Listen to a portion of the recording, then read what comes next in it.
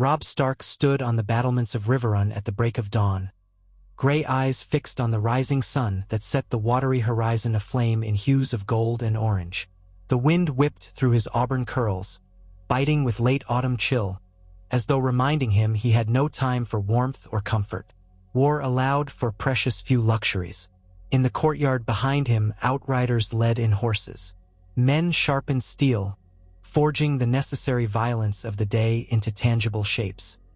He let his gaze linger on the Riverlands farmland, where the gentle flow of the Red Fork whispered to him that life went on, even in times of bloodshed. He turned away at last, moving along the stone walk to where Catelyn Stark waited with a knitted brow of maternal worry. Lady Catelyn's hands were clasped before her, knuckles taut. Though she tried to conceal it, Robb saw the alarm in her eyes. She feared for him and, just as strongly, for his cause. They had suffered too many blows, too many betrayals. Winterfell lost to Theon Greyjoy, Sansa and Arya both in King's Landing. Gods only knew what befalling them. Bran and Rickon rumored dead or missing. The North was in turmoil, but he, the king in the North, was forging ahead with a desperate plan. He had summoned Lord Roose Bolton, the great John Umber, and his other principal bannermen to Riverrun's Great Hall that morning with the most singular purpose: to finalize a negotiation with Jaime Lannister, the Kingslayer himself. Jaime was a proud prisoner, always so maddeningly sure of himself. Robb recalled the Outriders capturing Jaime months ago on the battlefield at the Whispering Wood. That night's victory had been a turning point, or so the Northern Lords had believed. The capture of Tywin Lannister's prized heir, the man who served as the figurehead of Lannister martial power, was meant to be a piece on the chessboard that demanded the exchange of Sansa and Arya. Yet all had proven more complicated. Tywin Lannister did not yield quickly to demands. Even with his son in enemy hands, he pressed the war relentlessly.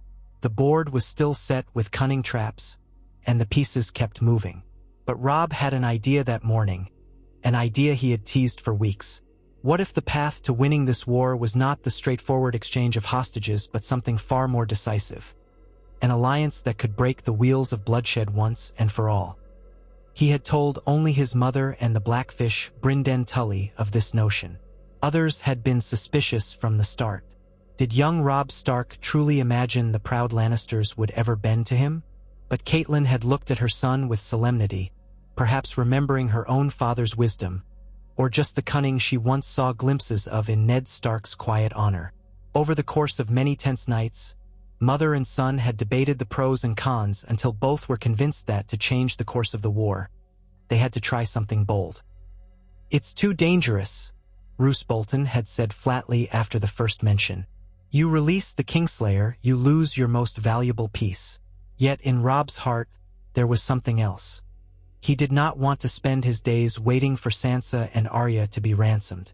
He did not want to risk the horrors of protracted war. The tide might turn a dozen times, and with every shift, the lives of his sisters hung precariously. If Tywin Lannister offered them back, it would come with a host of conditions or betrayals. But if Jaime Lannister himself secured their freedom from within the Lannister circle, and if Jaime brought with him an alliance that Tywin could not so easily break, then the North and the Riverlands might stand a chance at forging a stable peace. Jaime was proud, yes, but he had a strange sense of honor, twisted though it was. Robb had watched him in captivity. He might sneer and jest at the guards, but he was not unaffected by their treatment. He did not want to remain in that cage. Jaime Lannister was a man who valued his own freedom above all else. Robb reached the archway leading to the steps that descended to the castle's interior. The guards at the door snapped to attention, pulling open the heavy oak. In the corridor beyond, the red light of dawn flickered against stone walls. It illuminated dust motes that danced in the air with each footfall. His mother trailed behind him, silent, pensive. He could almost feel her heart hammering with anxiety. But she said nothing. She had given him her words the previous night. "You are my son and my king. I will stand by your choice, no matter how it burdens me." They descended deeper until they entered the Great Hall. The massive banners of House Tully, silver trout on a field of red and blue, hung from the walls, But also present were the gray direwolf banners of House Stark. Torches sputtered in iron brackets, giving the place a wavering glow. Already, the lords were gathered. The great Jon, with his bearish strength, arms crossed over his broad chest. Roose Bolton, pale-eyed and calm, revealing no hint of emotion but only watchful calculation. Ser Edmure Tully, face streaked with exhaustion, shoulders drooping from the sleepless nights spent defending his lands. There were others, all forming a crescent near the dais where the high seat of the Lord of Riverrun awaited. The hush in the hall was heavy with anticipation. Catelyn took her place beside Robb, maintaining the regal posture expected of the Lady of Winterfell and the daughter of House Tully. Robb cleared his throat quietly, then turned to Bolton and the others. "Bring him in," Robb said, voice echoing. Bolton raised 2 fingers, and a pair of Stark men left the hall. Moments later, they returned. Between them was Jaime Lannister, wrists bound in front by thick rope, ankles free enough to walk but shackled with short irons. He wore a simple tunic, having long been stripped of his golden armor. His fair hair fell unkempt to his shoulders, though still reflecting that fabled Lannister shine. He walked with a pronounced limp from a wound sustained in an earlier battle, but he held his head high, eyes flicking with sardonic amusement at the gathered men. "Good morning, Your Grace," Jaime said with only a slight edge of mockery. He dipped his head in a parody of a courtly bow. "I trust one find you well." Robb regarded him with cool composure. As well as a man at war can be, Kingslayer. The hush in the room remained, tension coiling tighter. "I've brought you here for a conversation that will decide your fate." Jaime made a show of adjusting his wrists in the ropes. "Long have I waited for such a moment. My fate has loomed before me with each passing day. Pray tell, what is it to be? The headsman? A life of captivity in some dank tower?" Robb glanced toward his mother, then let out a slow breath. "Neither," he said. "I am prepared to release you." His words coursed through the great hall like a violent current. The lords stirred, a wave of incredulous murmurs. The great Jon gave a sharp bark of "What?" Edmure's eyes widened, alarmed. Roose Bolton was the only one whose expression did not change. He merely tapped one pale finger against his side, revealing no clear opinion. Catelyn held herself rigid, bracing for the reaction. Jaime's face registered a fleeting surprise before it gave way to a sardonic grin. "Release me? Truly? Has the king in the north acquired a saint's mercy?" "There is a condition," Robb pressed on. "You will secure the release of my sisters, Sansa and Arya, from King's Landing, both of them alive and well. In addition, you will negotiate terms with your father to end hostilities against the North and the Riverlands. War will be concluded. My bannermen will lay down arms if the crown likewise does so." Jaime gave a soft laugh, though his eyes were sharp. "I'm a Lannister, not a magician. You think Tywin will turn sheathed swords into plowshares just because I tell him to?" "You are his son, and heir to Casterly Rock," Robb replied. "He values you more than he might admit, if you argue this cause forcefully enough, and if you can sway your sister, the Queen Regent, to see reason, my demands may be satisfied. And if they are not, then I will hunt you across every corner of Westeros until your head sits on a spike." Jaime's amusement flickered away, and he studied Robb Stark, this tall, broad-shouldered youth whose voice carried a weight of surprising authority. "And what do I gain, beyond my freedom?" he asked. "Suppose I do as you ask. The war ends, you get your sisters back. What do I get?" Robb pursed his lips, remembering the nights spent drafting these terms with Catelyn and Brynden Tully. "You get the chance to prove that your vow to your family isn't just empty talk. You get the chance to salvage the realm from more bloodshed, and you keep your head. But if your father or sister break faith with us, then I will lead the North and the Riverlands against the Lannisters in a vengeance so savage that none shall forget it for 1,000 years." Bolton's quiet voice interjected, "You assume, Your Grace, that the Lannisters care about honor and alliances. Have we seen any sign that Tywin Lannister holds to chivalry in war?" There was a stir among the men. Most wore dark scowls or frowns. Jaime, of course, simply smirked, My father would say that alliances are built on advantage, not on idealistic trifles. Why should he accept your terms if he believes he can win the war? Robb's face hardened, remembering the string of victories the Lannisters had claimed in the south. Remembering too that Tywin Lannister had not yet undone him, but had battered many of his supporters. Still, the young wolf had dealt Tywin significant blows, and Tywin's hold over the crown was tenuous at times, given Joffrey's unpredictability. Your father is canny, Robb said. He must see that if he continues this war, it will only tear the Seven Kingdoms further apart. Stannis Baratheon is out there, or perhaps dead. Rumors swirl like leaves in a gale, and Renly Baratheon is dead as well. Balon Greyjoy has declared for the Iron Islands. There are new threats rising, not to mention the uncertain ambitions of the Tyrells. If Tywin hopes to hold the realm together, he might accept an alliance that frees him to focus on other concerns. An accord with the North could be that alliance. Jaime was silent for a moment, assessing. Then he shook his head. You're a braver man than I would have guessed, Stark. Offering me freedom on the hope I can convince my father to pivot from war to peace. It's a bold gamble. Robb gestured to the manacles on Jaime's ankles. We will remove those and let you ride south with an escort of our choosing. 200 Stark men will ride with you to the outskirts of King's Landing. By the time you arrive at your sister's gates, you'll do so in peace. Once inside, you will have one moon's turn to arrange the safe return of Sansa and Arya. At the same time, you will open negotiations with Tywin Lannister for an accord of non-aggression. If you fail, or if any harm befalls my sisters, if you or your family kill or imprison the men who escort you, we will consider the alliance betrayed. Then I'll have no choice but to kill me. Yes, I heard. Jaime broke in. His eyes flicked to Catelyn. And you, my lady? Do you truly trust me with the lives of your daughters? Catelyn's voice was quiet, laced with sorrow. I do not trust you, Sir Jaime, but I trust my son to do what he must for the sake of this realm. And in truth, I fear for my girls under Queen Cersei's watch in any case. But if you are freed, you might be the only one with enough influence in King's Landing to see them safely returned. Jaime's mouth tightened. He gave a small nod, as though tipping his hat to her courage. Then his attention returned to Robb. And if I accept, if I achieve all you demand, what guarantee do I have that you will not simply strike me down afterwards? Lannisters are not known to trust easily. Robb's lips curved in a grim approximation of a smile. Your father will have my sisters, presumably, so that alone will ensure we remain honest.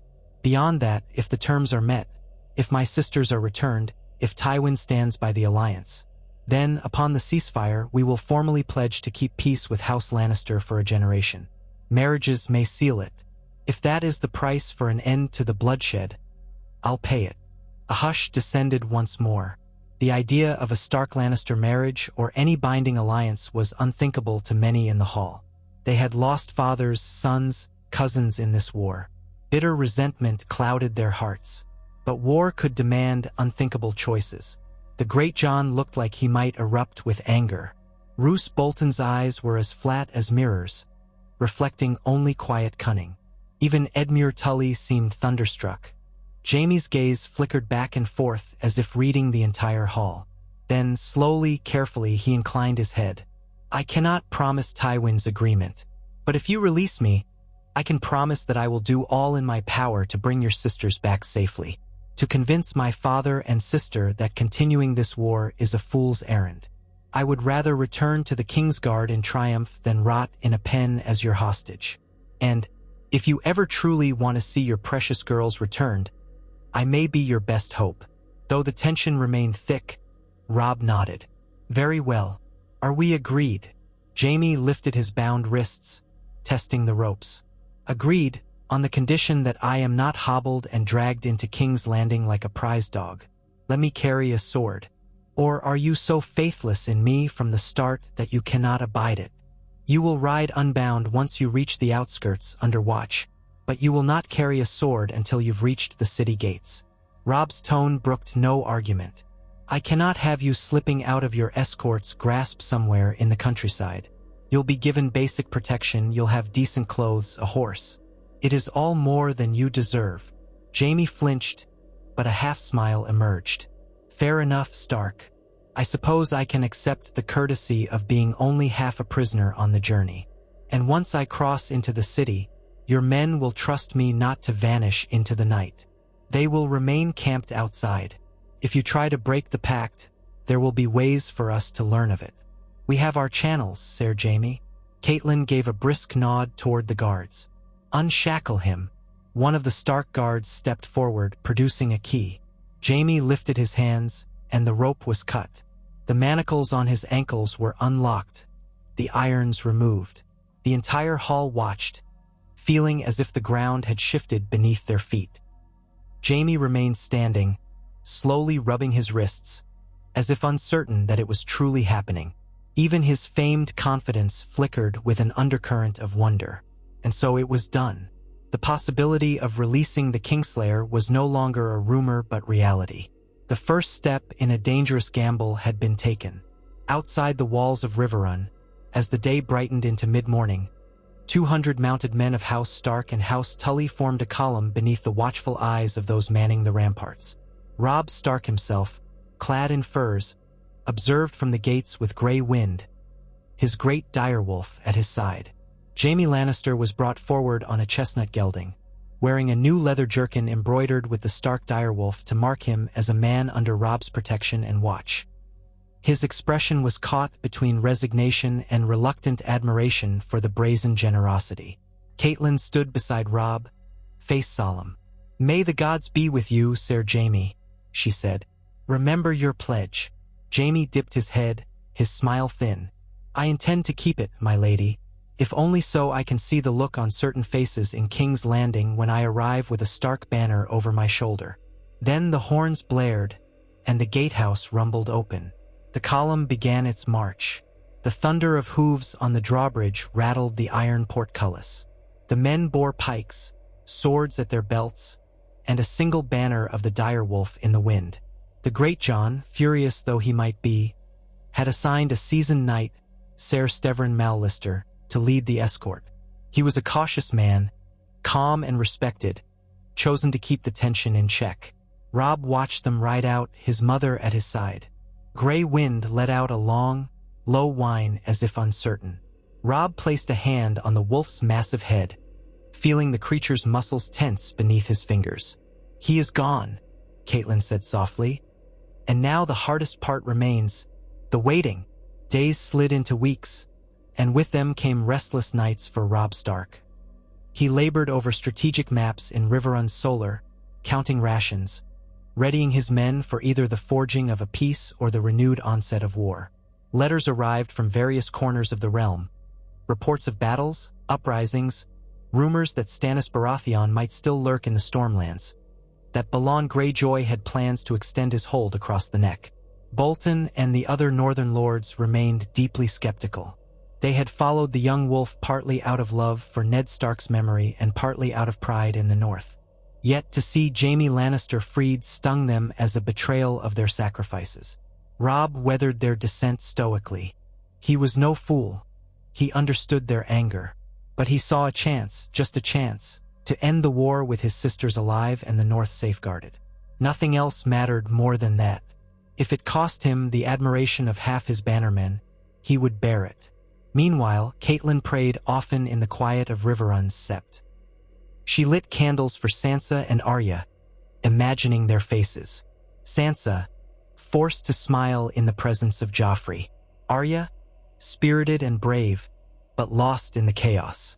She tried to envision them stepping off a litter into the safety of the Stark lines, returning at last to her embrace. But there were darker visions too, those that haunted her dreams. Glimpses of heads on spikes, or wasted figures in dungeons. She forced herself to trust that Jaime Lannister, arrogant though he was, might be their best hope.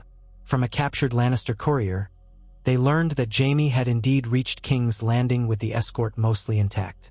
There had been a scuffle on the King's Road, bandits or perhaps hill tribes. 1 or 2 Stark men died, but Jaime Lannister had not fled nor turned on them. That alone was noteworthy. The next question was what his sister, Queen Regent Cersei, and Tywin Lannister would make of his return in such a fashion. Another fortnight passed with no word, and tension simmered ever higher. Edmure Tully worried about the continued Lannister raids on the outskirts of the Riverlands, though somewhat diminished in the last weeks. The men of House Frey were grumbling about the unpredictability of Robb's leadership, and Walder Frey was not a man to cross lightly. But, at length, a raven arrived, sealed with the golden lion of House Lannister. The messenger who brought it to Robb Solar said nothing. He simply handed over the small scroll and departed. Robb unrolled it with trembling fingers. The letter was short, elegant, in Cersei's bold script. The king in the north, as you style yourself, is hereby invited to send a delegation to the gates of King's Landing, where your sisters will be returned if terms are met. Sir Jaime Lannister assures us of your intentions, as we assure you of ours. Further discussions on the alliance must be had. You will appoint envoys to treat with the crown and my lord father, Lord Tywin, regent of the realm. It was signed, Cersei of House Lannister, Queen Regent of the Undulls, the Royner, and the First Men. Robb let out a breath. They had not simply refused. They had taken the bait. He read the letter again, searching for hidden threats. It was plain enough. The Lannisters were open to negotiation. Perhaps Jaime had succeeded in convincing them that continued war might be more trouble than it was worth. Or perhaps they had their own cunning plan in mind. Regardless, it was the first break in the storm. In the days that followed, that break became a faint but steady beam of light. Robb called another council in Riverrun's Great Hall, announcing that the Lannisters had agreed to talks. The news sparked immediate debate. Ser Brynden Tully, the Blackfish, cautioned that it could be a trap. The Great John stomped a heavy boot and insisted that if they walked into Lannister territory, they might be ambushed. Roose Bolton, with his quiet, measured voice, suggested they arrange a neutral meeting place or demand the presence of hostages to guarantee their safety. Robb considered these perspectives carefully. He knew the Lannisters well enough to suspect that any meeting in King's Landing put them at a disadvantage. Thus, he wrote back, "The king in the north accepts the invitation to treat, on condition that it be done outside the city walls, under the banner of parley, with each side allowed a set number of armed retainers for security." He sent the raven and waited. Within the week, an answer arrived. Cersei agreed to hold the meeting in the fields near the Blackwater Rush, within sight of the city but not behind its walls. She permitted that both sides would bring no more than 50 armed men. She confirmed that Sansa and Arya Stark would be presented at the parley to finalize terms of safe passage. She ended the letter with a flourish.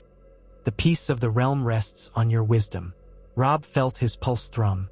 His mother pressed a hand to her heart when she heard the news. Sansa and Arya. Would they truly be there, so close at last? Could it be that this plan might bear fruit? Robb selected his mother, the Blackfish, Roose Bolton, and a handful of other trusted lords for the parley. They would ride with a guard of 50 men, carefully chosen, while the bulk of Robb's army remained encamped a safe distance away, prepared to storm south if treachery unfolded. He penned final instructions to the Great John to hold Riverrun in his absence, to keep morale high and watch for any sign of a Lannister feint. With that, the young king in the north set out. The journey south was tense. Their small party traveled swiftly but cautiously. Scouts galloped ahead, scanning the roads and countryside for ambush. The late autumn air carried a crisp chill. The leaves had turned gold and red, swirling around the columns of riders. They kept watchful eyes on the horizon, mindful that bandits or remnants of Tywin's army might lurk. But strangely, the roads were quiet. Only once did they pass a set of small folk huts burned to the ground, and the only sign of conflict was a single fallen standard half buried in the mud.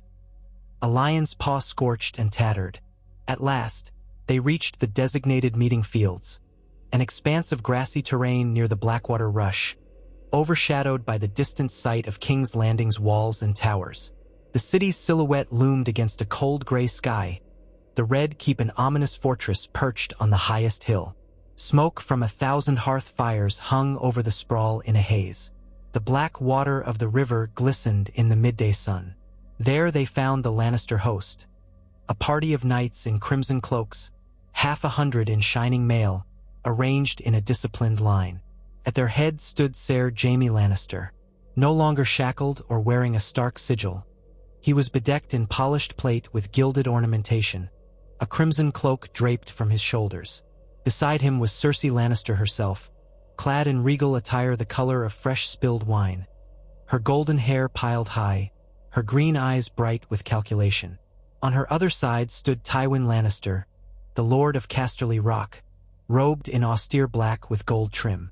Even in the open field, Tywin carried an air of cold authority that seemed to cast a shadow on those around him. Robb and his bannermen reined in their horses a careful stone's throw away, forming a semicircle as the Lannisters did likewise. The tension was palpable. Robb glanced behind the front line of Lannister men, searching.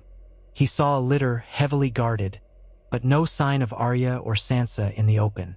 Cersei lifted a hand with a flourish, a cordial smile upon her lips. "King Robb," she said, emphasizing the word as if tasting its flavor. "We welcome you under the truce of this parley. May we proceed in peace." Robb raised a hand in turn. "We come to treat in good faith as agreed. No harm shall be done under this banner." Tywin's voice was crisp. "Your sisters are here, Lord Stark, as we promised. Show them." At that command, 2 gold-cloaked guards parted, allowing the litter to open. Sansa emerged first, tall, dressed in a modest gown of pale green. She appeared thinner, with shadows under her eyes, but she held her head with quiet dignity. When she saw Robb, her eyes glistened. She stepped aside, and out came a smaller figure. Arya, hair cropped short, clothing plain, her face a mix of fear and fierce relief. Robb felt his heart lurch at the sight of them. They were alive. They were here. He raised a hand to them, trying to convey comfort. Catelyn, beside him, emitted a small strangled sound and said, "My girls, thank the gods." For a moment, a fragile hush fell over the field as the separated family glimpsed each other across the short distance. Then Tywin's voice broke the silence. "We have them here as a gesture of goodwill, but the realm requires more than gestures. We have heard from Jaime that you propose an alliance, an end to hostilities. Speak your terms, boy." Robb dismounted. He drew himself up, ignoring Tywin's condescending tone. "I am king of the North. My first and foremost requirement is the safe return of my sisters to my side, today, now. They have suffered enough. You will release them to me immediately." Tywin's mouth was a thin line. He turned to Jaime. Jaime gave a faint nod, stepping forward to address Robb. "Your sisters will be handed over the moment these negotiations are concluded. Not a moment sooner. My father insists we finalize the terms. You'll forgive me, King Robb, but we've come a long way. We must ensure we don't leave empty-handed." Robb forced himself to keep calm, even as he felt a flash of anger. He glanced at Arya, her small fists clenched at her side, and at Sansa, whose eyes pleaded with him to make it quick. He breathed in the cold air. "Very well, let us finalize terms then. The proposed alliance is this. The Crown, under House Lannister's regency, withdraws all armies from the north and the Riverlands, restoring these lands to my rule. In return, I disband my forces as well, so long as no aggression is made against my people. We shall sign a pact of non-aggression. Furthermore, Sansa and Arya Stark will be returned to me unharmed and unconditionally. As for the question of fealty," Cersei raised a finely arched brow. "You do not bend the knee to the Iron Throne?" Robb's jaw set. "I have declared myself king in the north, and my bannermen have hailed me as such. That is not negotiable." Her eyes flashed. "Then you mean to sever the 7 kingdoms?" "I mean to rule the north as my ancestors once did. Whether the Lannisters accept it in name or not, we will not yield our sovereignty." Tywin's face was carved from stone. He studied Robb for a long moment before speaking in a level tone. "We might debate the question of your title, but the realm is in chaos and you do hold advantage in certain territories, at least for now. The Crown has other concerns besides a drawn-out conflict with a rebellious north. If an accord can be reached that ensures trade routes remain open and that you do not ally with any other rival, Stannis, Greyjoy, or otherwise, then perhaps it is in all our interests to come to an understanding. For that, we require certain assurances. Cersei stepped forward. We will require a marriage alliance. As you know, these are the surest ways to bind houses. Perhaps your brother Rickon, though we hear rumors of his fate being uncertain. Or your half-brother, the bastard Jon Snow, but that is no fit match for a queen's family. Alternatively, if your cousin or your bannermen, Robb cut in, fists tight at his sides. We can discuss the specifics, but let us not complicate the immediate matter. I proposed that a marriage or some formal pact might bind us after the main terms are settled. But first, the war must end, and my sisters must be returned. Jaime glanced between his father and sister, then cleared his throat. I have advocated strongly that we stand to gain more from peace with the North than from continuing a costly war. The finances of the crown are strained. We have lost too many men to the fighting. The Iron Islands are a threat as well. I believe the best course is to accept the central premise. The North is an independent realm, as they claim, and the crown will leave it be, in exchange for a promise of non-aggression and a trade agreement. In time, further alliances can be established. This is what I have told you, father, and you seem to consider it. There was a silence. Tywin Lannister's green eyes were cold as a snake's, but at last he inclined his head. Very well. My daughter is correct that we also require a marriage or some binding oath. Yet I am not blind to the advantage that removing the North from our list of enemies might bring. Roose Bolton spoke then, stepping up to Robb's side. Lord Tywin, we hold many grievances against House Lannister. This war has cost the Riverlands dear. Are you prepared to pay restitution for the ravages inflicted upon these lands? The burned farms, the murdered smallfolk. Cersei sniffed, as though offended by the mention. Tywin's mouth set in a severe line. War is war, my lord. We can negotiate certain gestures, silver perhaps, but let us not pretend that this conflict was begun by House Lannister alone. We might likewise speak of your own raids in the Westerlands. Let it suffice that if peace can be established, compensation can be discussed. But we will not open our coffers to every lord with a tale of woe. A hush. Robb saw the flicker in Bolton's eyes but gave a small nod. A fair enough start. We can debate the exact nature of restitution in a formal council. But let us not derail this moment. Tywin's gaze swung back to Robb.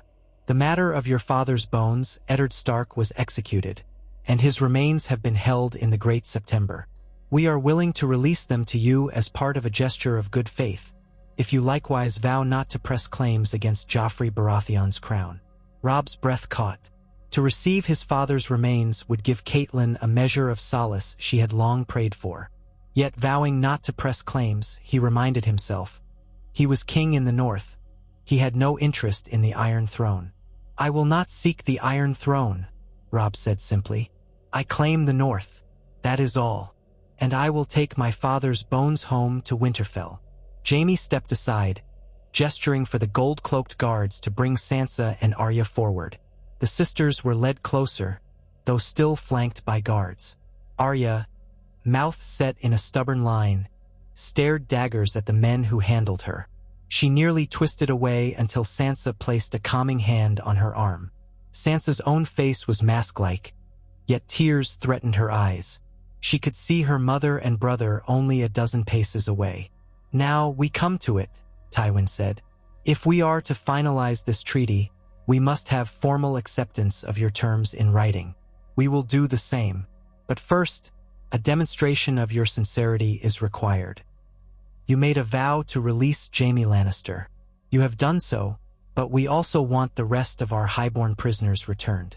You hold some lesser Lannisters, cousins, nephews, those you captured in battle. They must be freed. Roose Bolton gave Robb a sidelong glance. Robb nodded. We can agree to release them once the treaty is signed and not before. We are not fools, Lord Tywin.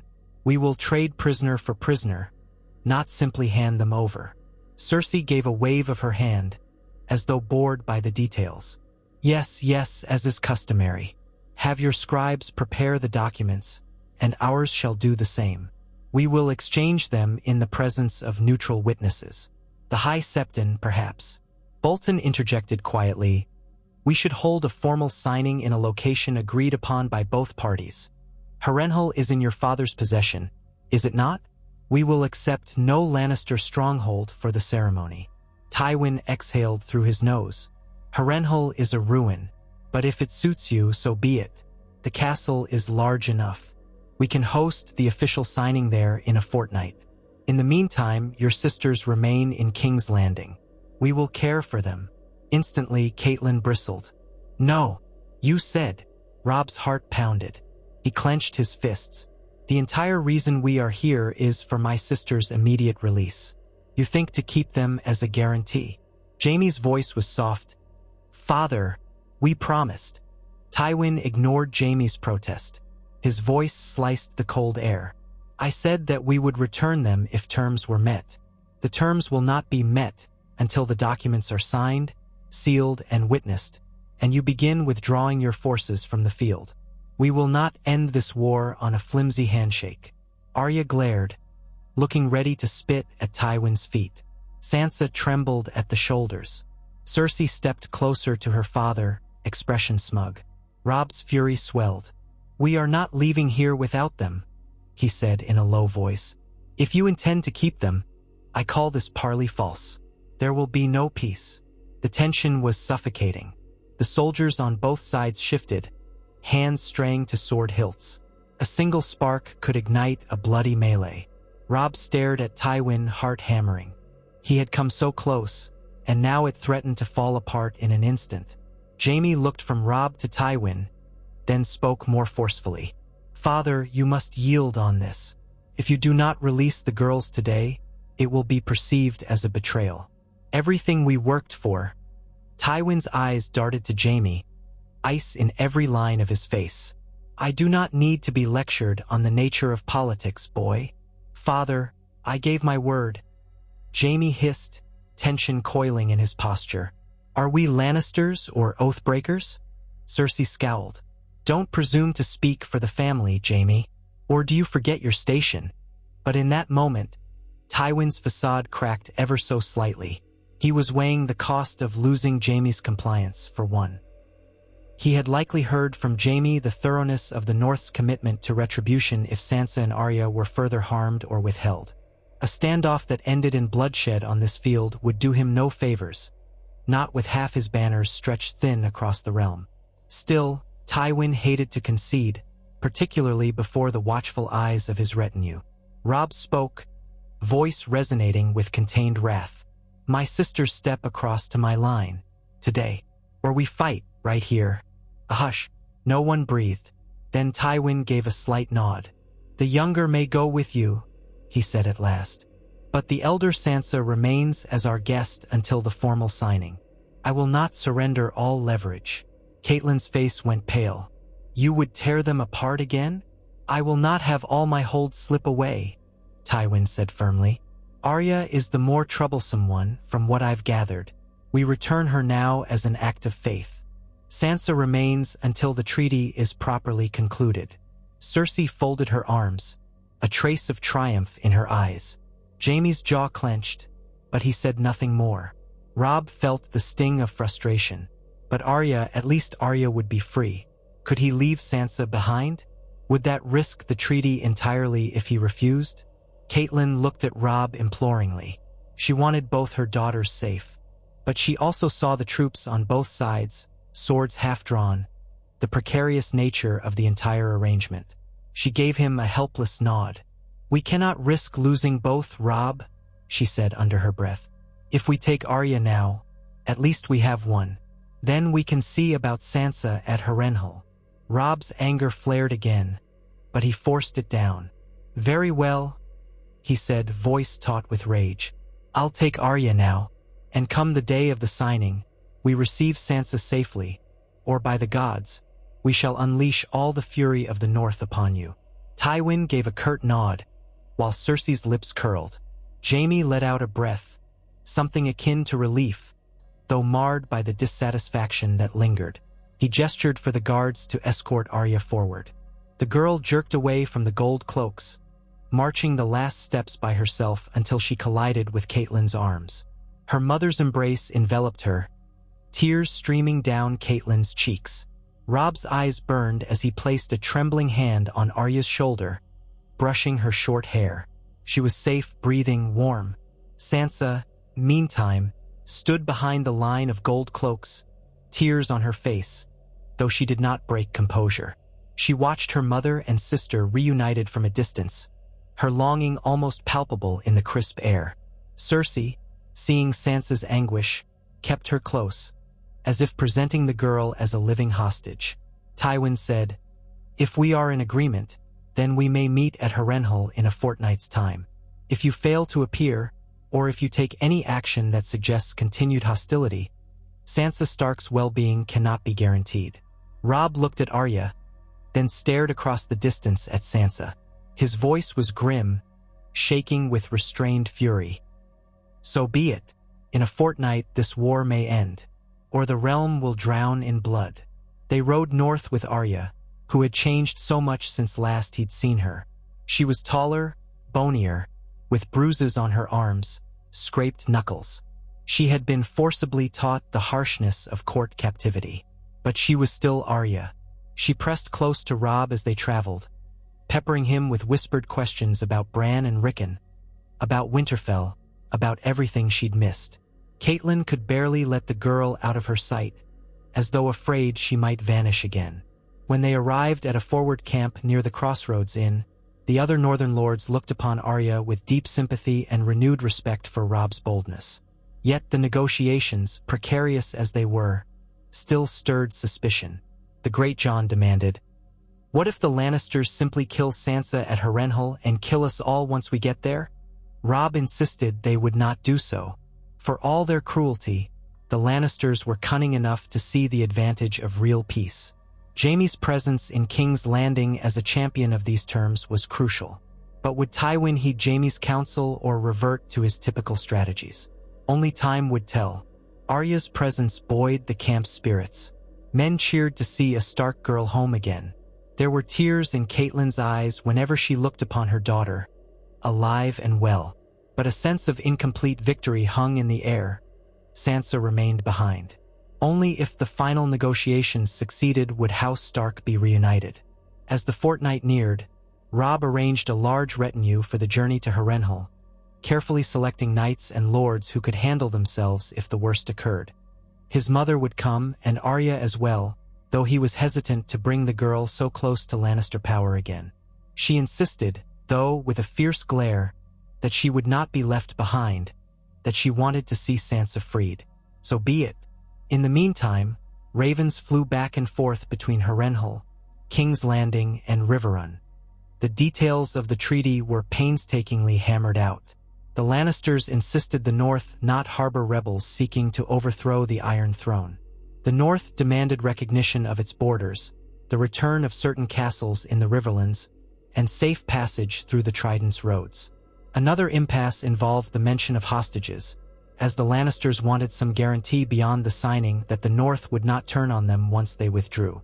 Robb, in turn, demanded the release of all northern prisoners taken in battle. Round and round the negotiations went. Finally, both parties agreed to finalize the treaty's outline at Harrenhal, in the presence of neutral parties including the High Septon's representative and a few knights of houses rumored to be loyal neither to Stark nor Lannister. When the day came, Robb's host set out once more. This time, 2,000 men marched behind him, a show of strength but not a full invasion force.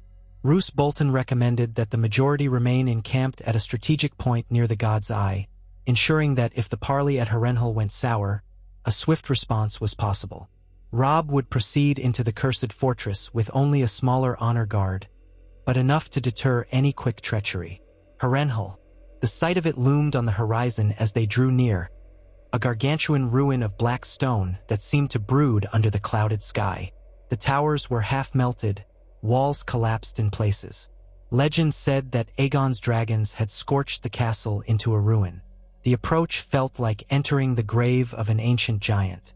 Once the seat of Harren the Black, now an ominous testament to the folly of pride. The Lannisters had garrisoned Harrenhal for months, but with Tywin's frequent movements, the caretaker forces had changed hands multiple times. Now, Tywin and a contingent of loyal men awaited them within the walls. Outside the main gate, the red banner of House Lannister fluttered. The vast courtyard was swept clean of the usual detritus, giving some semblance of order to the otherwise cursed place. Robb rode in at the head of his smaller party. Arya was at his left, disguised in a hooded cloak to avoid drawing too much attention. Catelyn was at his right, posture regal and ready to meet the enemy face to face. Behind them came Brynden Tully, Roose Bolton, and a selection of seasoned knights. Their footsteps echoed on the ancient courtyard stones as they drew up their horses and dismounted. Awaiting them were Tywin Lannister, Jaime Lannister, Cersei Lannister, and an array of courtiers, knights, and gold cloaks. Robb noticed that Sansa was not immediately in sight. His pulse quickened with alarm.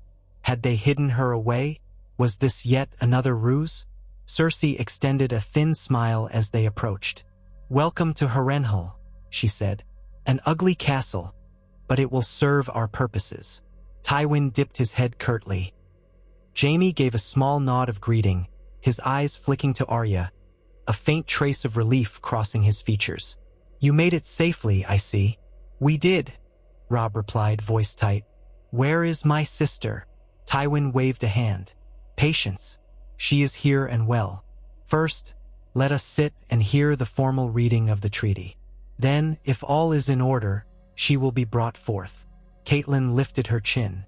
"We will not be parted from her any longer than necessary, Lord Tywin." "And you need not be," he answered, "provided you do not take us for fools." Then he pivoted on his heel, leading the way toward Harrenhal's Grand Hall, or what passed for grand in the half-ruined keep. The group followed with footsteps echoing across the stone floors. They passed under a blackened archway into a cavernous space, the ceiling high and pitted from dragonfire centuries ago. Tables had been arranged. Thick candles guttered in wrought iron stands, illuminating a collection of scribes, some wearing the robes of the faith, others the livery of House Lannister. At the head of the arrangement, two large chairs faced each other across a broad table. Robb moved to the left, Tywin to the right. Cersei and Jaime flanked Tywin, while Catelyn, Arya, Roose Bolton, and Brynden Tully flanked Robb. The hush of the hall was uneasy, each side waiting for the other to strike first, if it came to that. The High Septon's representative, a plump, balding priest with watery eyes, cleared his throat and began to read the preamble of the treaty, describing the cause of the conflict and the aims of the negotiation. His voice droned in the cool air, echoing oddly against the massive stone walls. Robb barely heard the words. All he could think about was Sansa, somewhere in this fortress, possibly within earshot, possibly locked in a tower. His mind churned with worry, though he forced himself to appear calm. When the preamble ended, Tywin Lannister's scribe read the terms from a parchment bearing the Lannister lion in gold leaf. They aligned mostly with what had been hammered out by Raven. The North recognized the Iron Throne's authority over the southern kingdoms but retained independence for itself. The North would not seek to install a rival claimant nor ally with any open rebellion against King Joffrey. The Crown and House Lannister would withdraw troops from the North and the Riverlands, ceding them to Robb Stark's domain. Each side would release prisoners and swear not to engage in further hostilities. Trade routes would remain open. A potential marriage alliance would be discussed at a future date to solidify the peace. As a gesture of goodwill, Eddard Stark's bones would be returned to the North, along with certain hostages from the Riverlands. In turn, the North would return all Lannister-aligned hostages. Finally, the scribe concluded, and upon the signing of this instrument, Sansa Stark shall be freed to return to the custody of her lady mother, Catelyn of House Tully, and her brother, Robb of House Stark, king in the North, to finalize their safe conduct home. Robb exhaled softly. The words were precisely what they had agreed on, but a few lines still gave him pause. The vow that the North would not harbor rebels. That might complicate matters if someone like Stannis or Daenerys Targaryen sought refuge. But for now, the cost was acceptable if it ended this war and saved Sansa. Bolton spoke for a moment, quizzing the scribes about minor points. Tywin occasionally clarified a phrase. Then the High Septon's representative took 2 copies of the parchment, each identical, and placed them on the table. A quill was presented to Robb Stark first. He stared at the parchment, the lines of text that would shape the future of the North. Then he bent, heart pounding, and signed, "Robb of the House Stark, King in the North." He straightened, passing the quill across to Tywin, who fixed his cold gaze on Robb for a lingering moment before he, too, signed.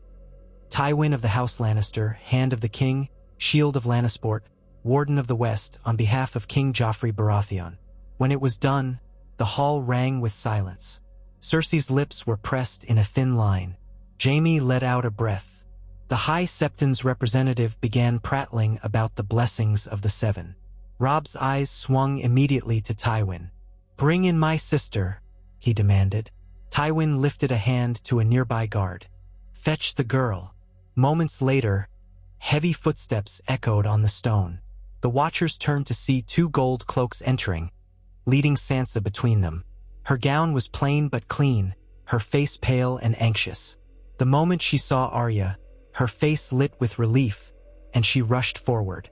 Sansa nearly collapsed into her mother's arms, sobbing openly.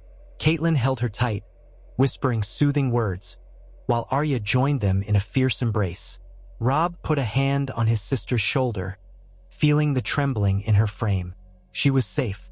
The hall seemed to draw a collective breath. For a moment, there was no war, no negotiation, just a mother reunited with her child. Even the Lannisters watched, some with a flicker of pity, others with stoic neutrality. Jaime in particular looked off to the side, as if granting them privacy in that small gesture. But Tywin's voice soon cut through the moment. "The matter is concluded," he said. "Now, King Robb, you will depart Harrenhal with your sisters and mother, and your men. The realm does not need further bloodshed. We will begin withdrawing our forces from your lands on the morrow. I assume you will likewise return our hostages as soon as your safe passage is assured." Robb gently disengaged from Sansa, still holding her hand. He met Tywin's gaze, weighed the new reality. "We will do as the treaty requires.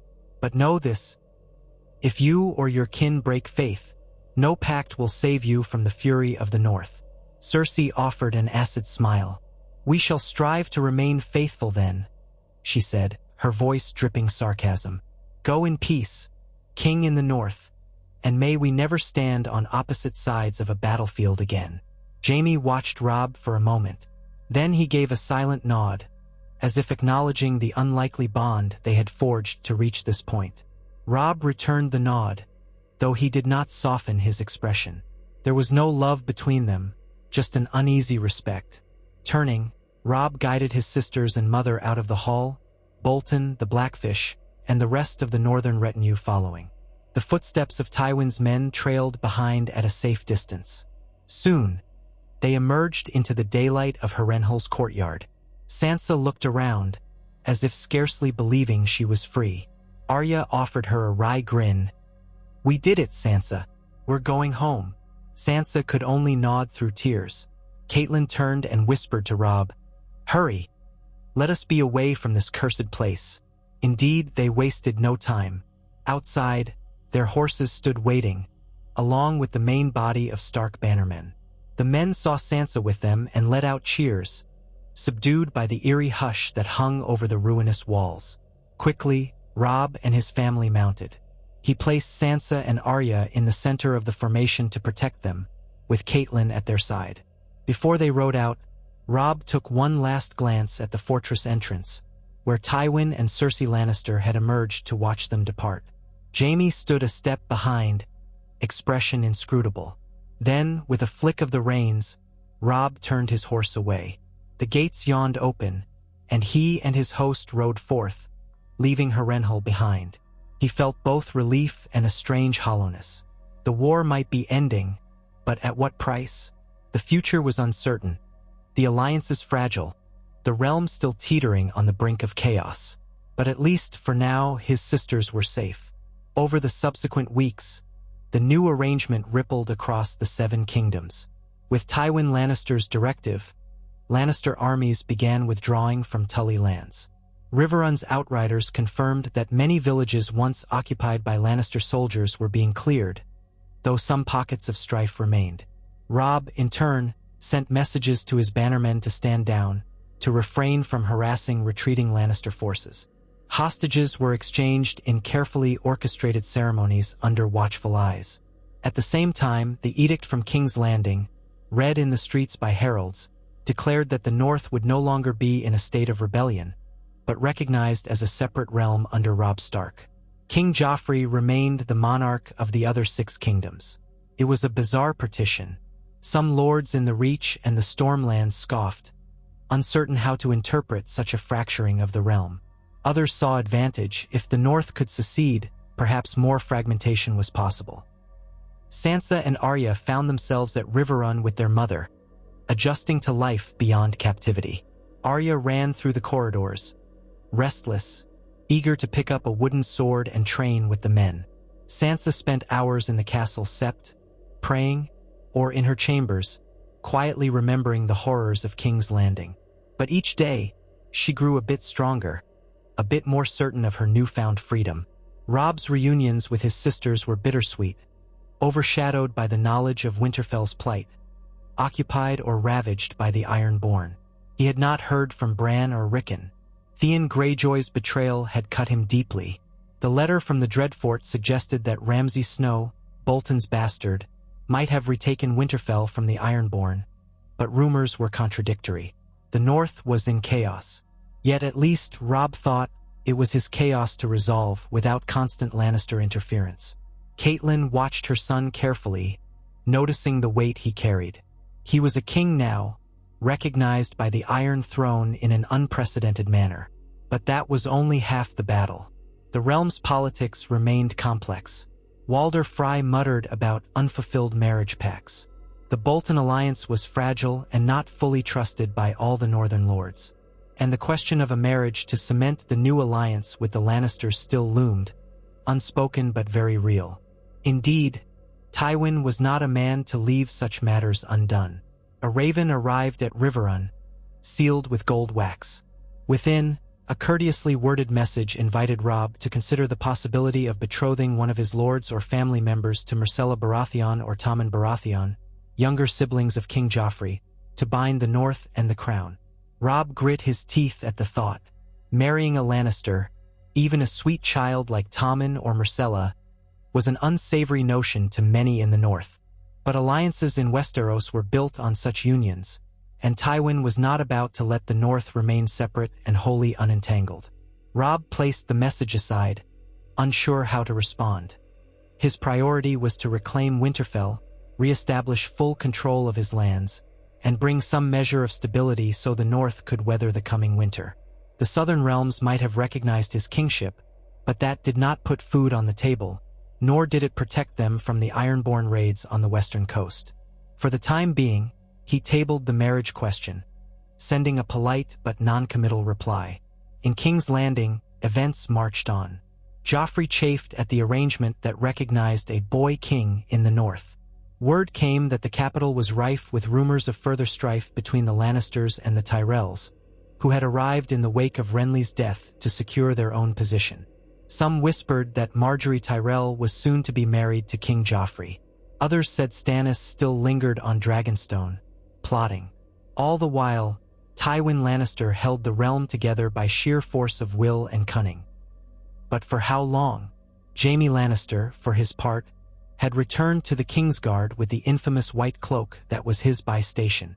The capture and release had changed him in some subtle way, or so the rumors suggested. He had tested his vow by forging a fragile peace, but he was still sworn to protect the king, who was also his own incestuous son, though few dared speak that truth. A twisted fate indeed, but for now, Jaime wielded considerable influence in the Red Keep, ensuring the tenuous alliance with the North remained unbroken. As the first snows began to fall in the North, Robb gathered his bannermen at Moat Cailin, recently vacated by the Ironborn, to begin the slow reclamation of their territory. The salt-tinged wind bit at their faces, and the moors looked bleak in the fading light. But there was purpose in their marches now. Not war with the Lannisters, but defense of their own. Sansa and Arya were safe behind them, the uneasy peace with King's Landing held. He had done what many thought impossible, ended the war with the crown, albeit at a cost to his authority in certain eyes. When the final Lannister outrider parted from the lands near the neck, Robb felt a strange sense of finality. This was it, the close of one chapter and the start of another. There would be new battles to fight, Balon Greyjoy, the uncertain loyalty of his own lords, the approach of winter, the whispers of White Walkers in the far north that only the Night's Watch seemed to heed. But for now, one threat was contained. In the quiet of a campfire that night, with Grey Wind curled at his side and his lords scattered around in tents, Robb stared into the flickering flames. He remembered the moment he first decided to free Jaime Lannister. Felt like a lifetime ago, a leap of faith born of desperation. Had it all been worth it? He looked at Arya's sleeping form on the far side of the fire, curled up beneath furs, and thought of Sansa, safe in Riverrun with their mother. Yes, it was worth it. The realm still reeled from the war, but perhaps his choice had spared thousands more from the slaughter. Perhaps he had saved the lives of his sisters and, by extension, preserved what remained of his family. The future was unwritten, fraught with perils. But there was hope, a fragile, flickering hope, that the North could endure and flourish on its own terms. He thought of his father, Ned Stark, and the man's quiet code of honor. He prayed that Ned would be proud of him, proud that his son had sought not the path of vengeance but the path that gave them a chance to live. Robb Stark stood, brushing off the crisp air, and gazed upward. The stars stretched out over the northern sky. Somewhere the dire wolves howled. Tomorrow he would move forward, repairing Winterfell if possible, forging alliances with the loyal lords, preparing for the long, cold nights that loomed. And far to the south, Jaime Lannister would stand in gleaming plate to guard a bitter boy king, while Tywin Lannister would brood on his next move. For now, though, the swords were sheathed, and the bloodshed stilled. An unbreakable alliance? Perhaps. But in Westeros, no alliance was truly unbreakable, only tested by time and the cruelty of fate. Still, tonight, the young wolf slept with a measure of peace. He had done the unthinkable, freed his mortal foe, and in doing so had won back half his heart. The rest would come in time, or so he told himself as the embers glowed, and the night sky witnessed the quiet, momentous turning of the wheel. Robb Stark rose before first light, quietly leaving the tent he shared with Grey Wind. The dire wolf stirred but did not rise, only shifted its massive head to watch him go. Outside, the air was sharp with the chill of a northern autumn, and the fires in the camp were low embers. Men slept beneath woolen blankets, huddled against the cold. Yet the sky was clear, and an array of bright stars still shimmered overhead. For a moment, Robb paused to look up at the empty blackness beyond them, marveling at the enormity of it all and how small his war seemed beneath the infinite tapestry of the heavens. But the cares of the waking world pulled him back swiftly. He walked toward the pickets where the horses were stabled. Sentinels kept watch, stamping their feet to keep warm. They saluted their king in respectful silence. The hush of pre-dawn gave the camp an eerie quality, as though time itself held its breath. Behind the western palisade, dark silhouettes of trees rose. They had made camp at the edge of the Wolfswood after crossing the neck, pushing north with the aim of scouting Ironborn activity near Deepwood Motte. Reconnaissance had indicated the Iron Islanders still lingered in pockets, raiding or burning lonely farmsteads. But news was hazy, and each new rumor whispered a different terror. Robb drew his cloak closer. He knew that soon enough the men would wake. They would gather around the main fire, break bread, speak in hushed tones of wives and children left behind. They would jest about the growing cold, that they needed to hurry and settle matters before the first snows buried the roads. And they would keep a watchful eye on our young king, for he bore the mantle of leadership as one might bear a heavy cross. He had ended the war with the Lannisters. Some said too soon, some called it a masterstroke. But peace was never simple in Westeros. His sisters, at least, were safe. Arya traveled farther south with their mother a few days ago, escorted by a contingent of loyal men back toward Riverrun. Sansa, still shaken by her captivity in King's Landing, had accompanied them, anxious to leave the memories of war behind if only for a while. Riverrun was more comfortable, more secure, and Catelyn wanted to see her brother Edmure, to speak with the Blackfish, to try to reclaim a semblance of normalcy with her daughters near. So Robb pressed north alone, determined to oversee the recapture of all Ironborn-held strongholds before winter closed its jaws around them. In his mind, a swirl of thoughts rose unbidden. Theon's betrayal, the fall of Winterfell, rumors of Bran and Rickon.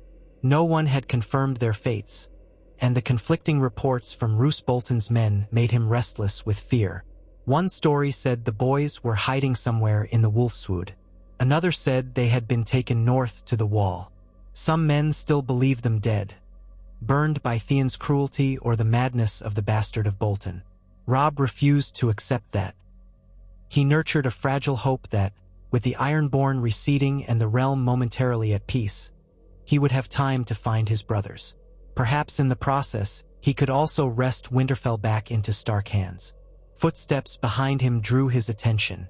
Roose Bolton approached, draped in a cloak of pale fur that emphasized the unnatural pallor of his face. His eyes, calm, cold, calculating, met Robb's. Bolton inclined his head with a polite half-bow. "Your Grace," he murmured. "A word, if you would." Robb gave a curt nod. He had grown accustomed to the man's unnerving presence. At times, he suspected Bolton of concealing dangerous ambitions, but the Dreadfort Lord had done nothing openly disloyal since the treaty. Quietly, he signaled that Bolton should speak. "I have received a raven from the Dreadfort," Bolton said, his voice low and measured. "The Ironborn raiders who once harried the northern coast appear to have withdrawn to their longships. They leave ashes behind, as they do. Yet my men claim there are outlaws now pillaging in the vacuum. Men wearing no sigils, attacking small folk on the roads. Deserters, perhaps, or broken men from the war." Robb exhaled a cloud of mist. "The war left us with many broken men, seeking plunder or vengeance. We must re-establish order before winter. At sunrise, we ride to Deepwood Motte. Lady Glover sent word that the Ironborn there were overthrown, but they left damage in their wake. If we can secure the Motte, we might have a better vantage on what remains of Balon Greyjoy's forces in our territory." Bolton nodded. "As you say, Your Grace, but consider this. The men grow weary, and the season wanes. Should we not secure Winterfell first? The seat of your house remains in question." A twinge of bitterness rose in Robb's chest. "Winterfell is burned and partially collapsed by Theon's sabotage, as far as I've heard. We do not know who holds it. If we marched there blindly, we could waste precious time. First, we gather reliable information. Then we move. I will not risk an ambush or further scattering of our forces." "As you wish," Bolton replied. His voice was empty of judgment. "I have also heard rumor that White Harbor contemplates whether to continue sending taxes south now that the North has seceded. The Manderleys may need reassurance." Robb's jaw tightened. "Yes, the Manderleys. They supported my father, but they are canny. Their city thrives on trade, and they might fear Lannister retribution at sea. We will need to ensure them that they have our protection, that the Lannisters are in no position to threaten White Harbor. We have a peace treaty, after all." Bolton's pale eyes glimmered in the gloom. "Indeed, a treaty that might not last forever. The Lannisters are cunning, and more wars may come." Robb's gaze flickered to the eastern sky, paling slightly with the first hint of dawn. "Perhaps, but for now, let us see this peace hold. Once the North is secure, I will deal with the future. Now, gather your men and have them ready to depart within the hour." Bolton bowed, then drifted away, the swirl of his fur cloak vanishing between tents. Robb let out a slow breath. The uneasy alliance with Bolton was necessary. His forces were formidable, and he still held the Dreadfort. Yet Robb did not trust him. The memory of the Red Wedding from the original timeline haunted any show watchers or book readers in our world. But in this story, that dark betrayal had never come about because Robb had not broken his Frey betrothal. nor had he needed the twins in quite the same manner in this timeline. Still, the potential for a Bolton betrayal remained deep in the marrow of the North. Roose Bolton was not known for sentiment or kindness. He was known for cruelty beneath a veneer of calm. Yet so far, he had not shown his hand in any disloyalty. Robb forced himself to remain watchful. The realm might not have the Lannister armies attacking, but the North had its own vipers. He moved back toward his own tent to prepare. As he entered, he found Grey Wind awake and standing.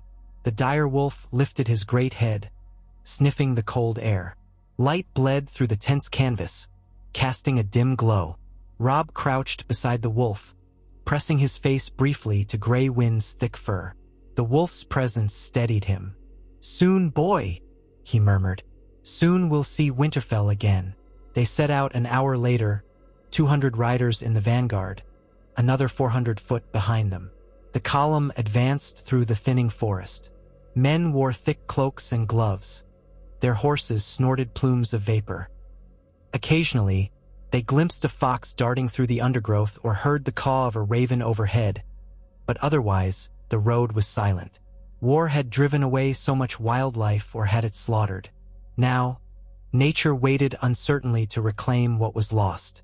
The day passed in a steady rhythm of hooves on cold ground. Around noon, they halted to let the horses drink from a narrow stream. Robb conferred with several captains, scanning a tattered map. Deepwood Motte was not far, 2 days' ride if they pressed on. They would reach it by evening the next day, set camp, and see what remained of the Glover seat. That night, they made a rough camp on a hillside overlooking a broad valley. The wind scoured the open ground, making fires flicker and dance. Tents were pitched, bedrolls laid out. Men muttered about the cold creeping into their bones, but none complained too loudly. These were northerners, after all. Robb huddled with a few lords, Dacey Mormont among them, a fierce warrior of Bear Island who had come south early in the war and then marched home again when the alliance was formed. She wore a bear's head pelt over her shoulders and spoke bluntly. "It's Balon Greyjoy you should be worried about," she said to Robb. "He's lost men, he's lost ground, but he's not done. He'll strike when the seas are savage. And that soon winter seas are the most treacherous. He might see your attention focused on the rebuilding, then come raiding White Harbor or Bear Island." Robb nodded. "I suspect he'll test us again, yes. But if the treaty with the Lannisters frees us from a war on 2 fronts, we can muster a navy. Or at least hire sail sails. The Arbor might be willing to lease ships, or else the Bravosi. The Manderleys have some ships too." Dacey shrugged. "Better see it done quickly. The Ironborn love a chance to hit a foe in chaos. You'll want to put them down fast." Roose Bolton sipped a cup of warmed wine, sitting across the fire. "Even if we smash the Ironborn, we must then worry about the realm's reaction to our new sovereignty. The Baratheon on Dragonstone, Stannis, may someday look north for allies or conquest. Daenerys Targaryen is said to be across the narrow sea, forging alliances of her own. And in the south, the Tyrells grow ever more powerful. King Joffrey is to wed Margaery Tyrell, I hear. An unstoppable alliance for the Iron Throne if they remain united." Robb's mouth set in a line. "Let them remain united. The North is not so easily swayed by Southern politics. We've paid a dear cost in blood. We will see to our own affairs now." They spoke a while longer, discussing supply routes and potential alliances with smaller houses that had wavered when the war first broke out. Eventually, one by one, they retired to their tents.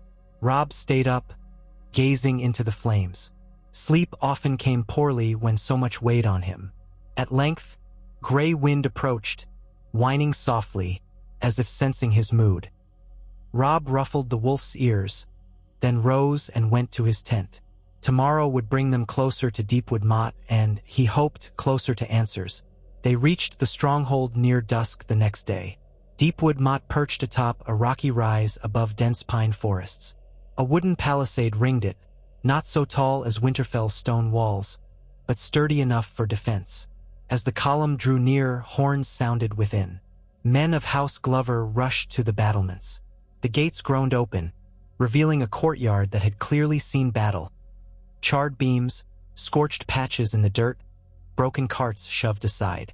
A handful of men and women in Glover livery stood watching them with wary relief. Robb entered first, gray wind padding beside him, tail swishing. Lord Galbart Glover was nowhere in sight, but his younger cousin, Torrin Glover, met Robb in the yard. Torrin knelt. "Your Grace," he said before rising. His face was haggard, bearing fresh scars on one cheek. "We prayed for your arrival. The Ironborn left us in a sorry state." Robb dismounted, handing the reins to a waiting stable boy. "Have they gone entirely?" Torrin nodded. "I fled several days past.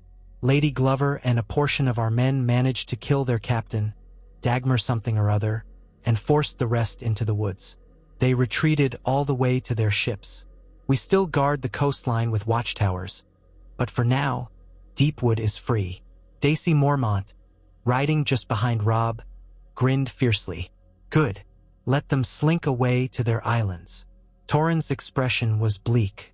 "They burned half our granaries and took our livestock. We have enough food for a few months, perhaps less if the winter is harsh. The small folk suffer. Many fled into the forest or across the rills, seeking refuge. Some never returned." Robb placed a hand on Torrin's shoulder. "We'll do all we can to help you. The realm is at peace with the south, so we can bring supplies from White Harbor or even from across the neck. When last I heard, Lord Manderley was amenable to trade. We'll do what we must to sustain your people." Torrin bowed his head. "Thank you, Your Grace. My cousin Galbart is with Lady Glover inside, tending the wounded. We have many. We'll prepare a place for you tonight." They marched in, knights and foot alike, filling the courtyard. Over the next hour, the men made camp, bedded the horses, shared salted pork from their own rations with the hungry Glover soldiers. Robb walked among them, giving words of encouragement.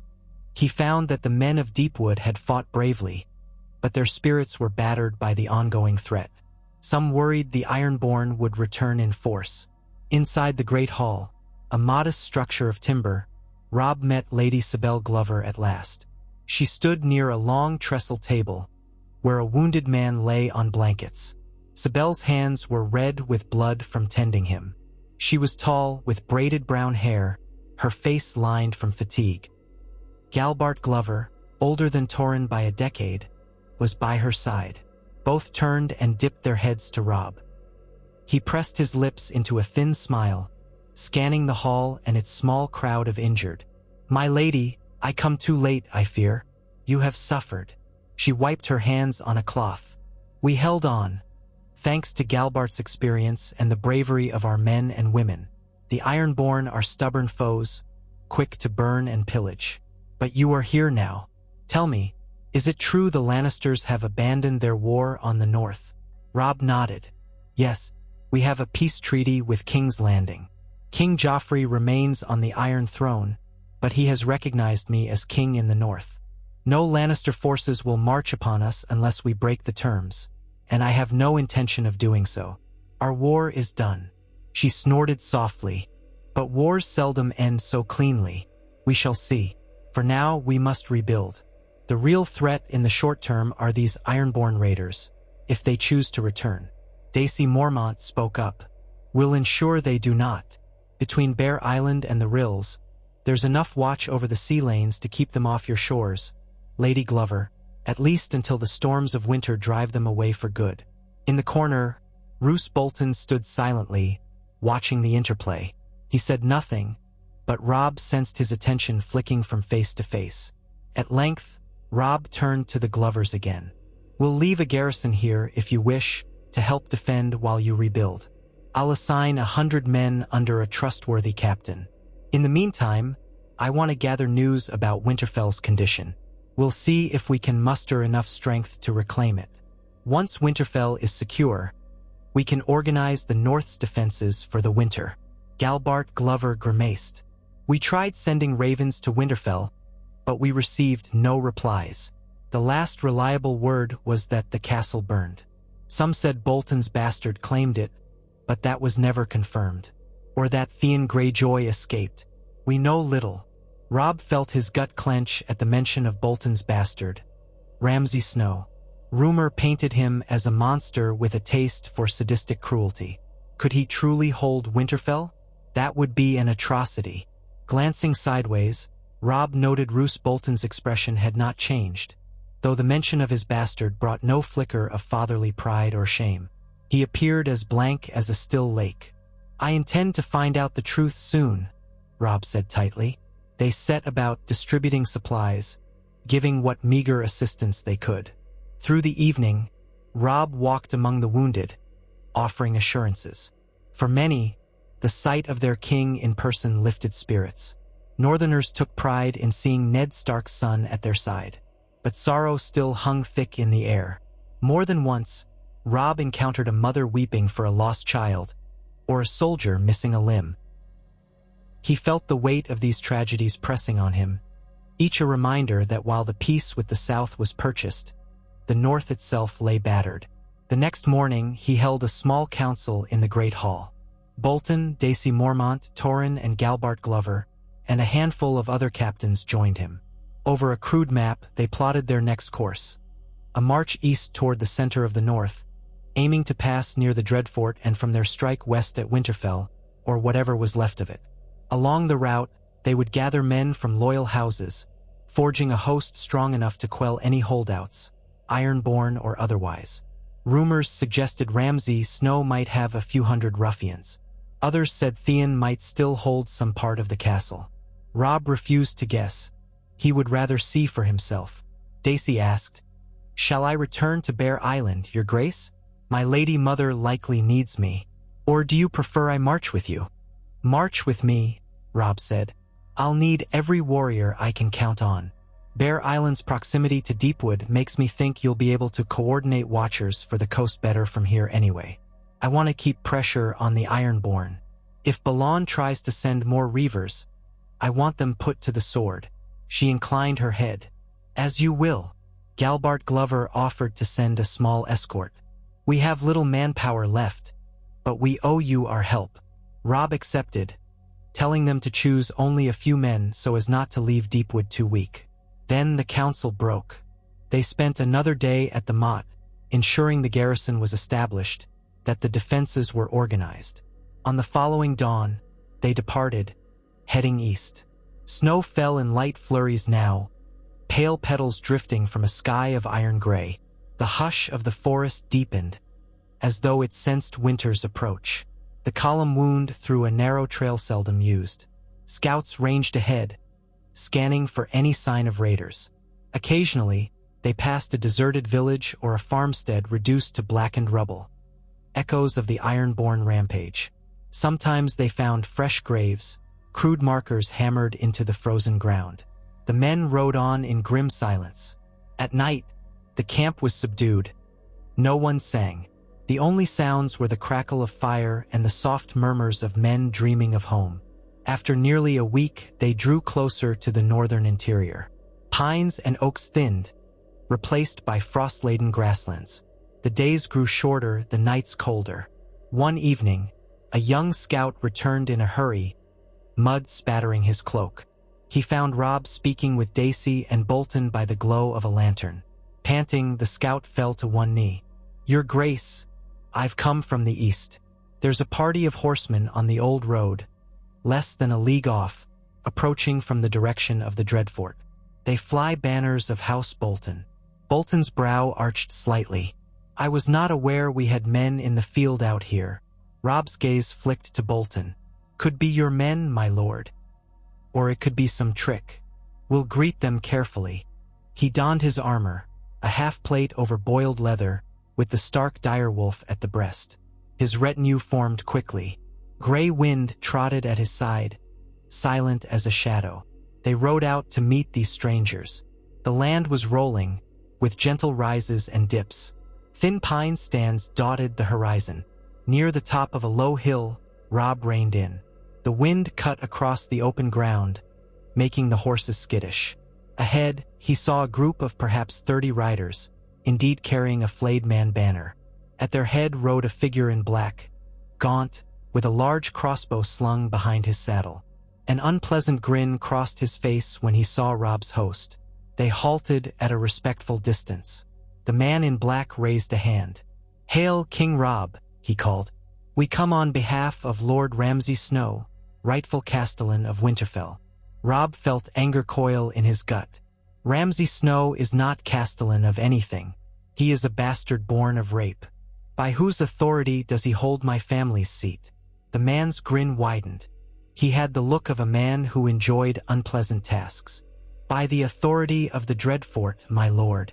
We took Winterfell from the Ironborn after Theon Greyjoy murdered your young brothers." Robb's heart hammered. "Murdered my brothers?" The words hung in the air like a blade.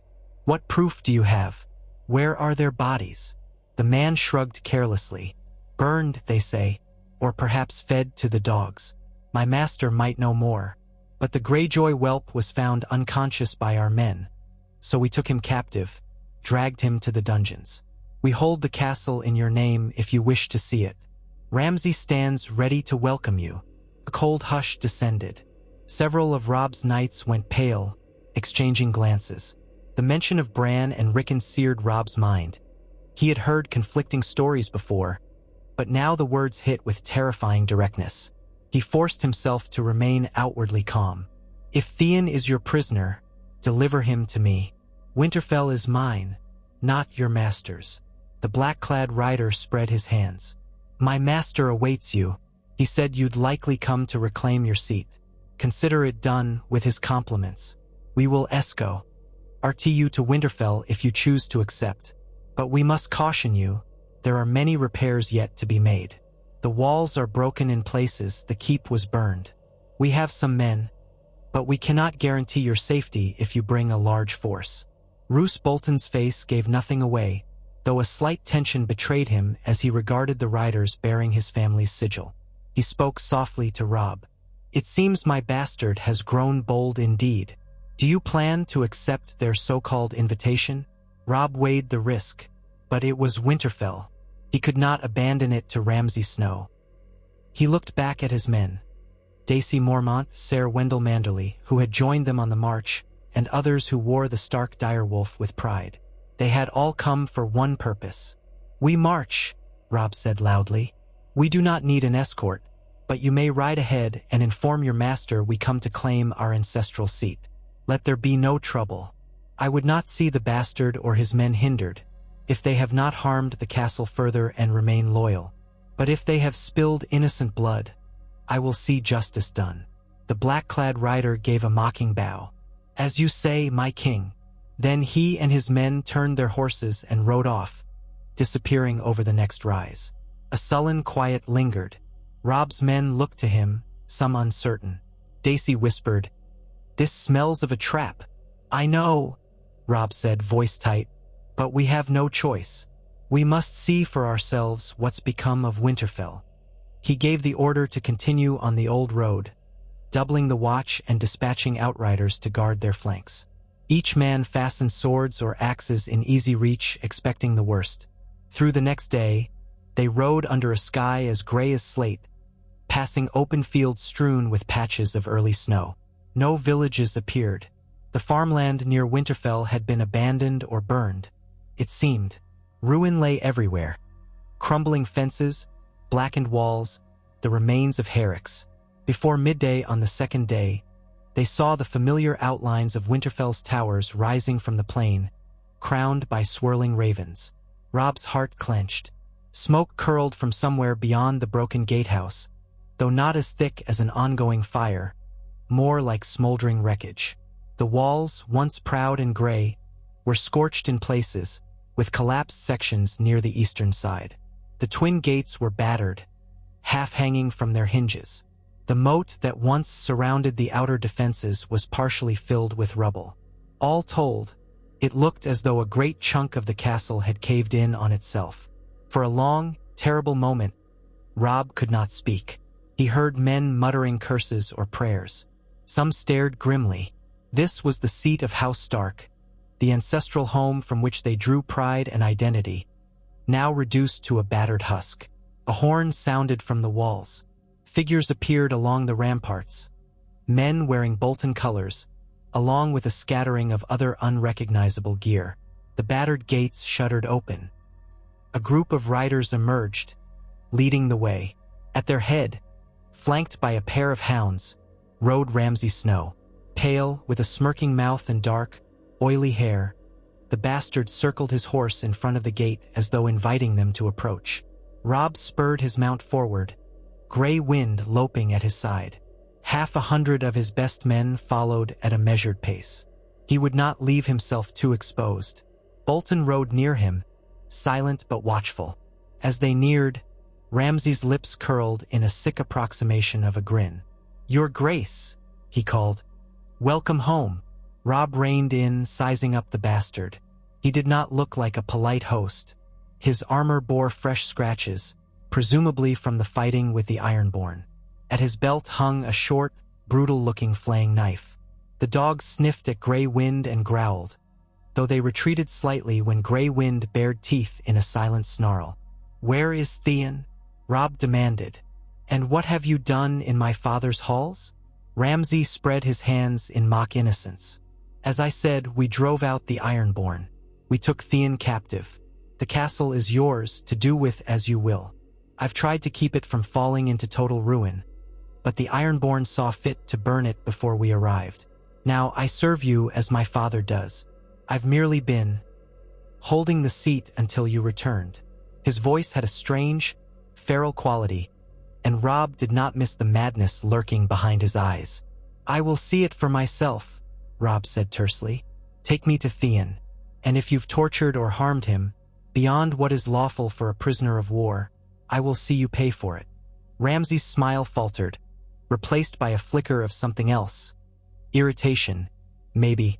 "He's well enough, I suppose. Missing a few pieces, though." "Reek!" he called over his shoulder. "Reek, come forth." From behind the gate, a hunched figure in rags stumbled out. Filthy, head shaven in patches, face bruised and eyes swollen. It took Robb a moment to recognize Theon Greyjoy. Theon had once been proud, quick to grin and jest, arrogant in bearing. Now, the man who shuffled forward seemed broken. His hands trembled, his posture cowed. He wore no boots, and the cold earth beneath his feet must have been agony, for he winced with every step. Robb felt a pang of revulsion.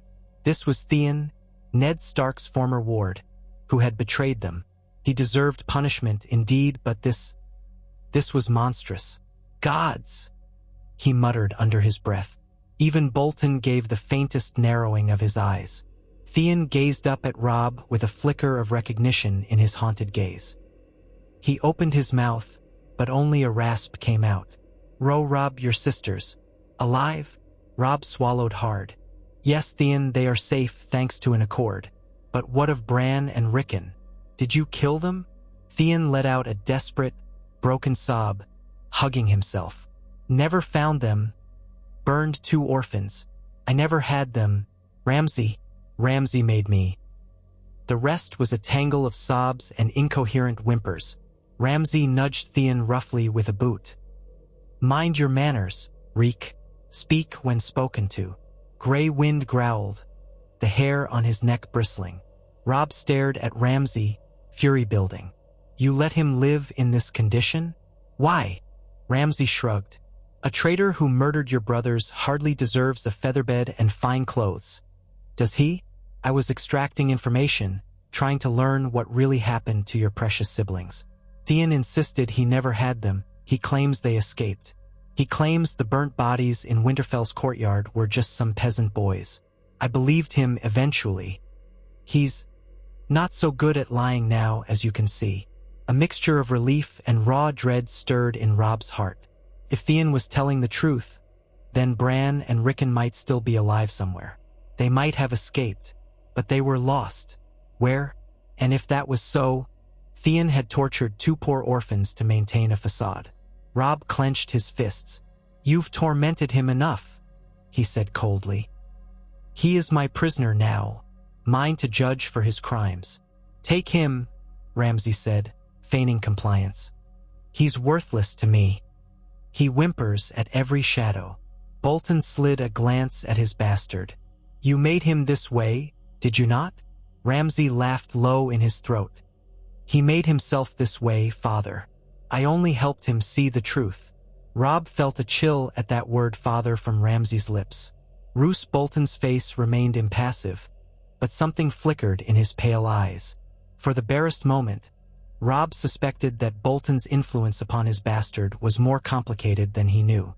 But now was not the time to dwell on it. Very well, Robb said. He gestured for 2 guards to seize Theon. Bind his hands gently, see that he's clothed. No more torture. Ramsay's eyes narrowed. Then he reined his horse aside to let them pass. Shall I show you the rest of the castle, your grace? Robb wanted to refuse, but he needed to see the extent of the damage. Yes, he said. Lead on. He motioned for Bolton, Dacey, and a few trusted men to join him. They passed under the charred remnants of the gatehouse into the yard. The stables were caved in on one side, black timbers piled in a twisted mass.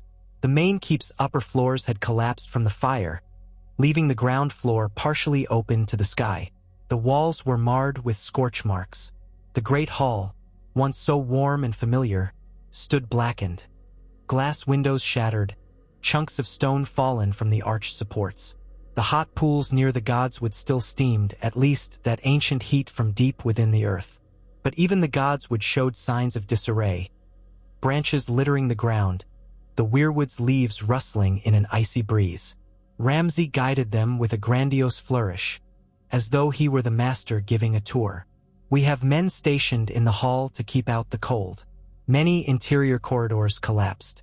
The crypts beneath remain intact, I believe, though we've not bothered to poke around too deeply. Not much down there beyond bones, I'd wager.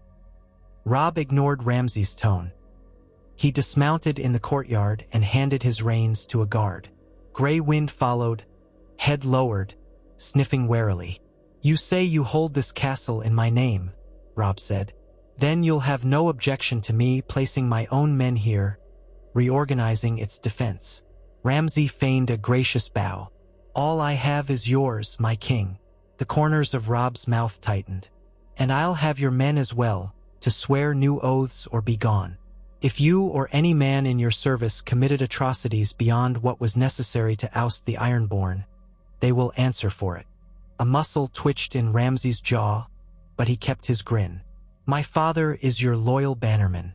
He will vouch for me, I'm sure. He flicked a glance at Roose Bolton. Bolton spoke softly.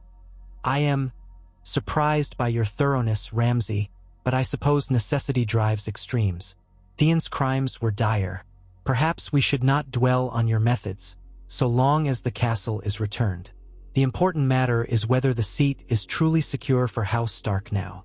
Robb's eyes flicked between father and bastard, sensing the undercurrents of tension, admiration, and something else.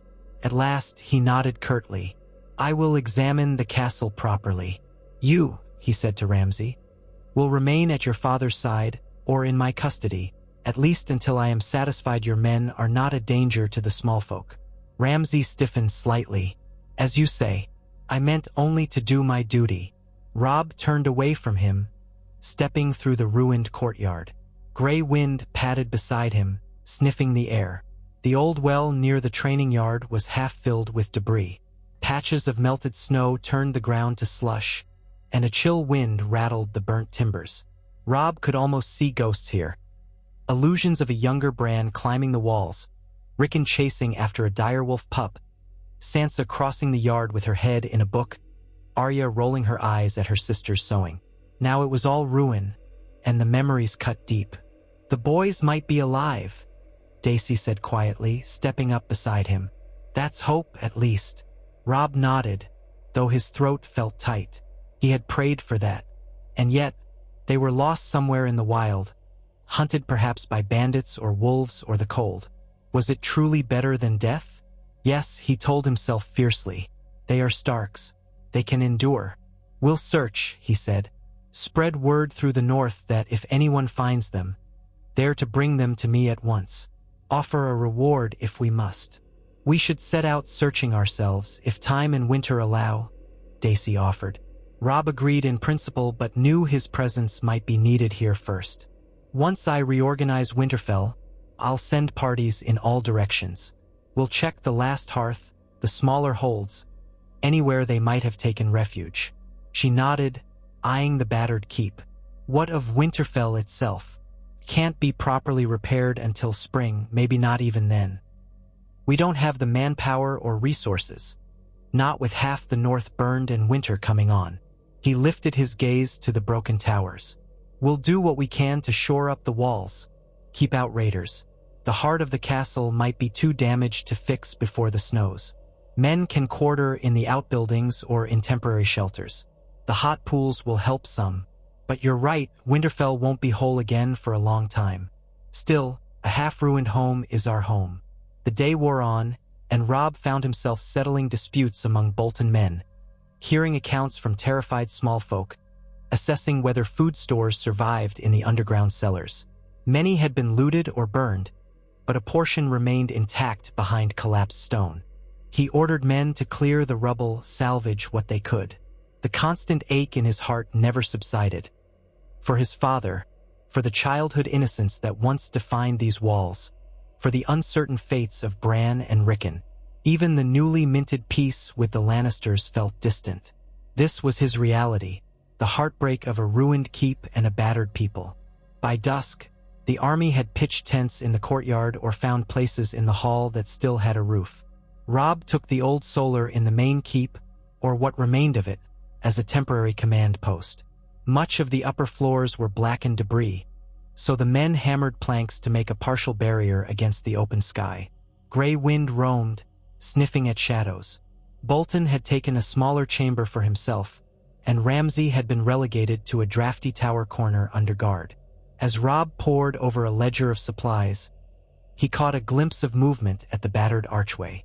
Theon stood there, freshly washed but trembling, wearing a simple tunic the men had given him.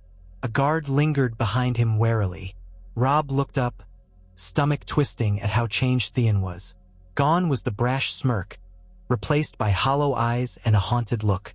"What do you want?" Robb asked, voice rough. Theon's voice cracked. "Wanted to speak with you, to beg your forgiveness. I was a fool. Worse than a fool, I was a monster." Robb stared at him, struggling with a maelstrom of emotion. "You betrayed my family. You took Winterfell. But if you did not kill my brothers..." "I didn't." Theon's voice rose in a desperate whine. "I only pretended. I was afraid. People wouldn't respect me if I didn't prove myself. They'd think I was weak. I made the worst choice, Robb, I know that now. I'll do anything to atone, if I even can." Robb's anger flared. "And what does atonement look like to you, Theon? My father is dead. My brothers are missing. My home is in ruins. Men died for your vanity. My people died. You can't bring them back." Tears glistened in Theon's eyes. "No, I can't. I deserve to die 1,000 times. Ramsay, he taught me that. But please, if I can help find your brothers, I will. I'll do anything. Balon Greyjoy cast me off. I have no one now." Robb inhaled sharply, trying to contain the wave of conflicting pity and fury. Once, he and Theon had been almost brothers in spirit, hunting with the direwolves, joking in the courtyard. That felt like another lifetime. "You'll remain my prisoner," he finally said. "But if your words can help me locate Bran and Rickon, speak them. Anything you know." Theon wiped his nose on a ragged sleeve. "I think they fled with Hodder, that simpleton stable boy, and Osha, a wildling woman. They might have taken refuge to the west or possibly beyond the wall. I truly don't know. I never caught them, not even a glimpse. I was too proud to admit they escaped, so I burned those other boys. Gods, I'm sorry." Robb closed his eyes. Bran, Rickon, Hodder, Osha. North or west, there were 1,000 places they might hide. "Very well," Robb said. "I will question you further, see if any small detail might help. Then you go back under guard. I'll decide your fate later. For now, the dungeons of Winterfell might suit you better than Ramsay's torment." A flash of relief or resignation flickered on Theon's face. "Thank you," he whispered. "That's more kindness than I deserve." Robb pinned him with a hard stare. Kindness is in short supply, but I'll not stoop to Ramsay's level of depravity. Now speak. Tell me every last thing about their escape. Every rumor you heard. Theon recounted the day Bran and Rickon vanished, how the boys had known secret passages, how Osha must have fled through the crypts or the waterways, how Theon's men scoured the land but found nothing. Some rumors suggested they headed for the Umbers at Last Hearth. Others said the wildling woman might have known hidden routes. Theon recalled hearing that Maester Luwin advised them to seek help, but Luwin himself was killed in the final chaos.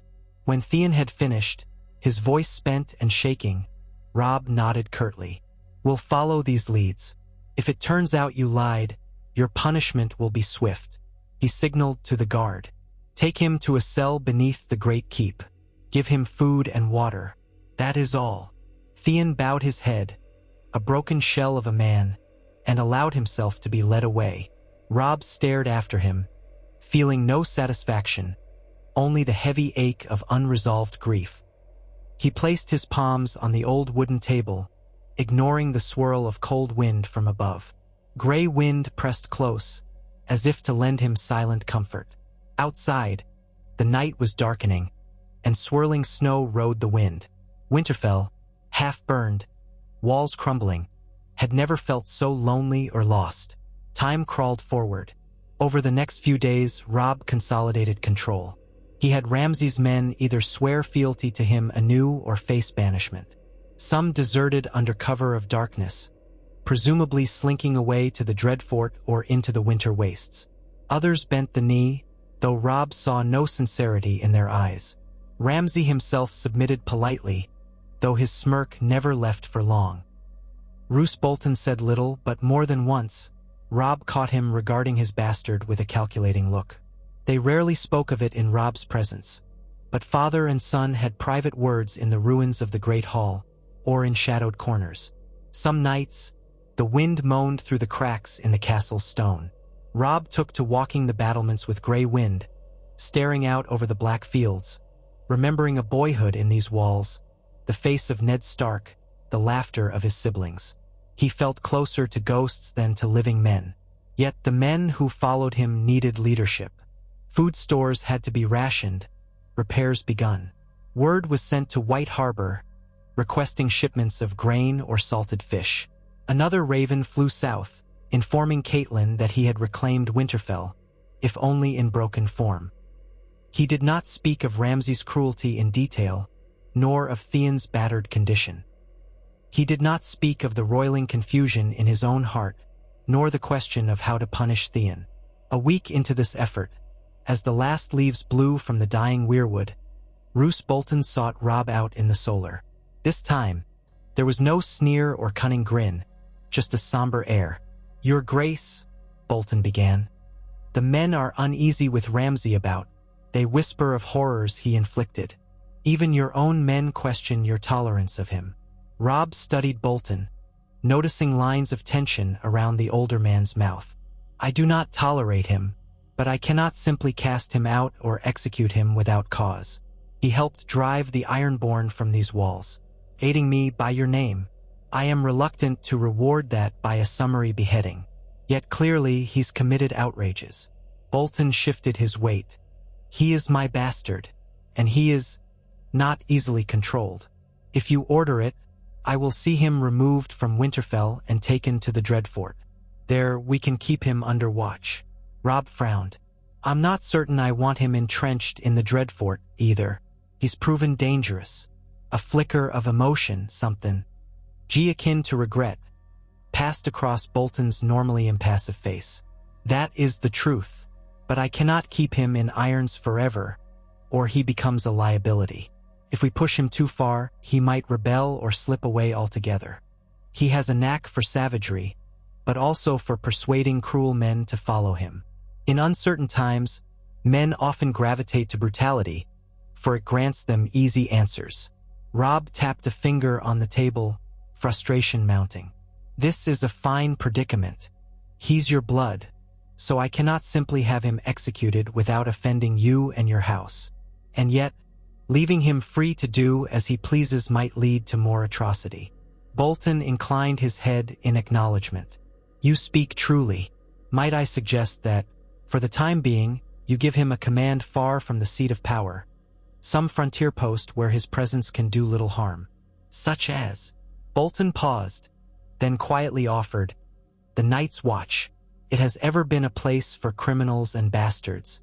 If you commanded him to take the black, then my house would be absolved of the scandal, and the realm would be freed from his cruelty. He could direct that cruelty at the wildlings instead, or freeze in the cold. Either way, it removes him from your lands. The notion gave Robb pause. An elegant solution, perhaps. It would be a punishment, but not as final as death, meaning the Bolton alliance need not be severed. Still, was it wise to unleash Ramsay Snow upon the Night's Watch? What if he refuses?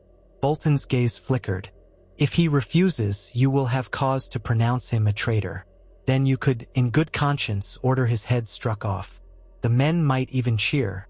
But if he accepts, the Watch gains a recruit. A dangerous one, yes, but the Watch is made of dangerous men. He would be out of our hair. In times past, bastards sometimes found purpose on the wall. Robb let out a slow breath, weighing the morality of sending such a monster to the brothers of the Night's Watch. It did not feel entirely right, but it might spare the North further chaos. Let me think on it, he said at last. In the meantime, keep him on a short leash. I don't want him tormenting Theon or any of the small folk. Understood. Bolton bowed. As you command. He left. Robb sat in the flickering lamplight, hearing the whistling wind. That night, he dreamed of a great storm battering Winterfell's walls, water filling the castle, drowning men in black cloaks. He awoke in a cold sweat. Morning broke with an ashen sky, spitting flurries. Work continued, clearing debris, resupporting damaged walls, salvaging timbers. The labor was endless. Robb himself took a hand in it sometimes, hauling wood or stone, earning the respect of the common soldiers. The passage of days brought some small sense of normalcy amid the devastation. Wendell Manderley led a foraging party, returning with a few scrawny deer. Others tried fishing in the frigid waters near the broken moat. It was meager, but the men shared it, forging a sense of camaraderie under the direwolf banners. Then, on a bleak afternoon, horns sounded from the broken gatehouse. A small party approached, bearing the merman sigil of House Manderley. Robb rushed out to greet them, heart leaping with hope. If supplies had come from White Harbor, that might be a turning point. He arrived in the courtyard to see 3 wagons rolling in, loaded with crates. Leading them was a heavy-set man in sea-green armor, a close cousin of Wyman Manderley, White Harbor's lord. He dismounted with effort, then knelt. "Your Grace," he said, breath puffing in the chill. "Lord Wyman sends these supplies as a token of goodwill and support. Grain, salted fish, some casks of ale. White Harbor stands with the king in the north." A small cheer rose among Robb's men. The gloom lifted fractionally. Robb clasped the man's shoulder. "We are in your debt. Your lord's generosity will not be forgotten." The Manderley cousin bowed again. "There is also a letter from Lord Wyman, explaining that he stands ready to trade more goods, if your gold and silver hold out. He requests the presence of a royal envoy in White Harbor at the earliest convenience, to discuss new trade agreements with the South now that the war is ended. He wonders if the crown might hamper his shipping lanes or impose duties." Robb took the parchment, scanning the lines. Indeed, Wyman was seeking to keep White Harbor's economy thriving.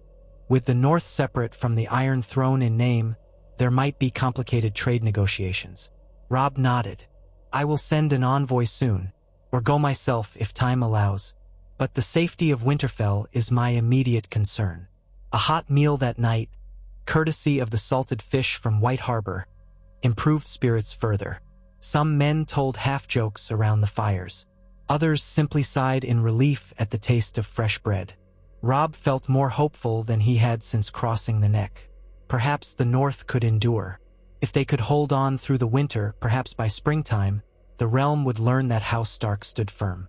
But storms gathered in the night sky, and uncertainty gnawed. The peace with the Lannisters was tenuous. One misstep, and Tywin could unleash an army again, or manipulate events from afar.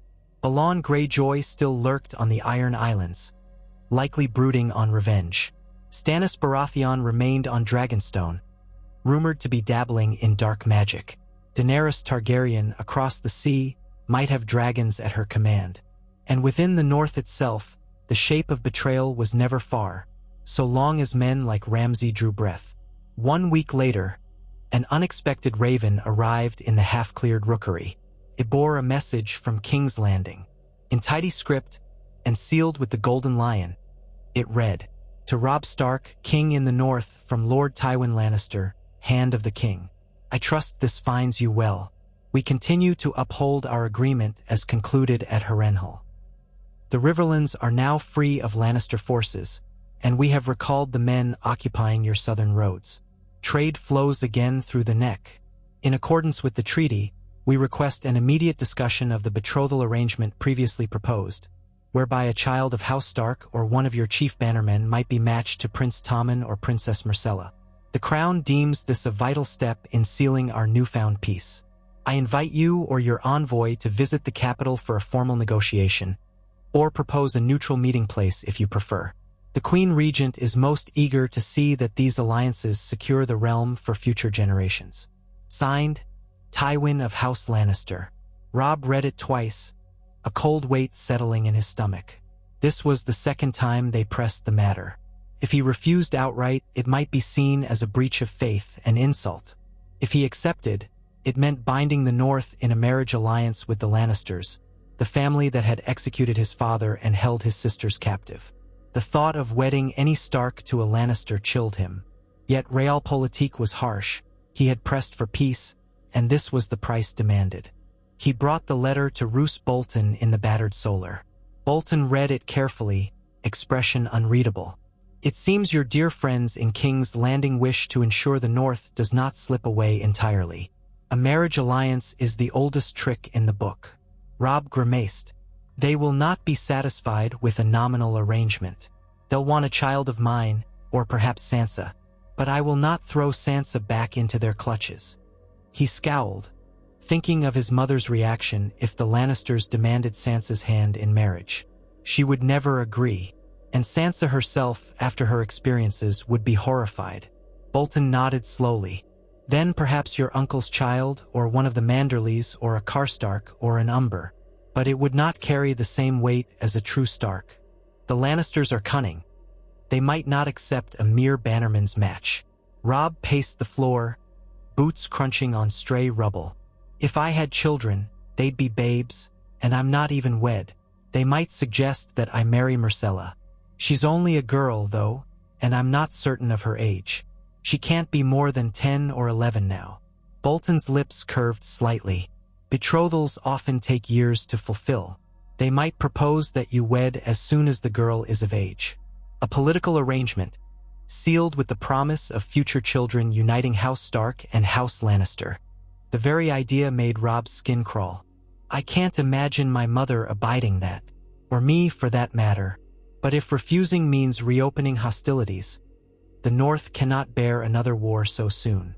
Bolton said nothing for a moment, letting that dire possibility hang in the air. "Perhaps you could stall. Offer them discussions, say you are willing in principle, but must convene your lords to consider it. Delay until the winter is deep, until it's too late for Tywin to send an army north. Then see what the next year brings." Robb exhaled, rubbing his temples. A precarious game, but it might work at least to buy time. "All right, I'll write back that I'm open to discussing the matter, but can't leave Winterfell yet. I'll propose Moat Cailin or the Twins as a neutral ground when the roads are passable. That should push it to spring if we're lucky." Bolton inclined his head. "As you will. The Lannisters won't like it, but short of marching north in the dead of winter, they'll have little recourse." That night, Robb composed his reply in careful language, presenting willingness but no commitment. He sent it off by Raven, wondering how Tywin and Cersei would respond. He imagined Jaime reading it as well. Jaime Lannister, once Robb's prisoner, now ironically the man who had helped forge the initial peace. Could Jaime counsel Tywin to patience? Or would the Lannisters press him? Only time would tell. Meanwhile, Bolton lingered in Winterfell for a fortnight longer, assisting with repairs, or so he claimed. Ramsay slunk around the broken halls with ill-concealed malice, terrorizing local peasants and boasting of his kill count in the Ironborn battles. Finally, when Robb threatened to confine him to a cell for brawling with some Stark men, Bolton stepped in and quietly insisted that Ramsay leave. The bastard departed with a handful of his retainers, heading back to the Dreadfort, but not before offering Robb a mocking bow in the courtyard. "I wish you a pleasant winter, my king," Ramsay said, smirking. "I am ever your loyal subject."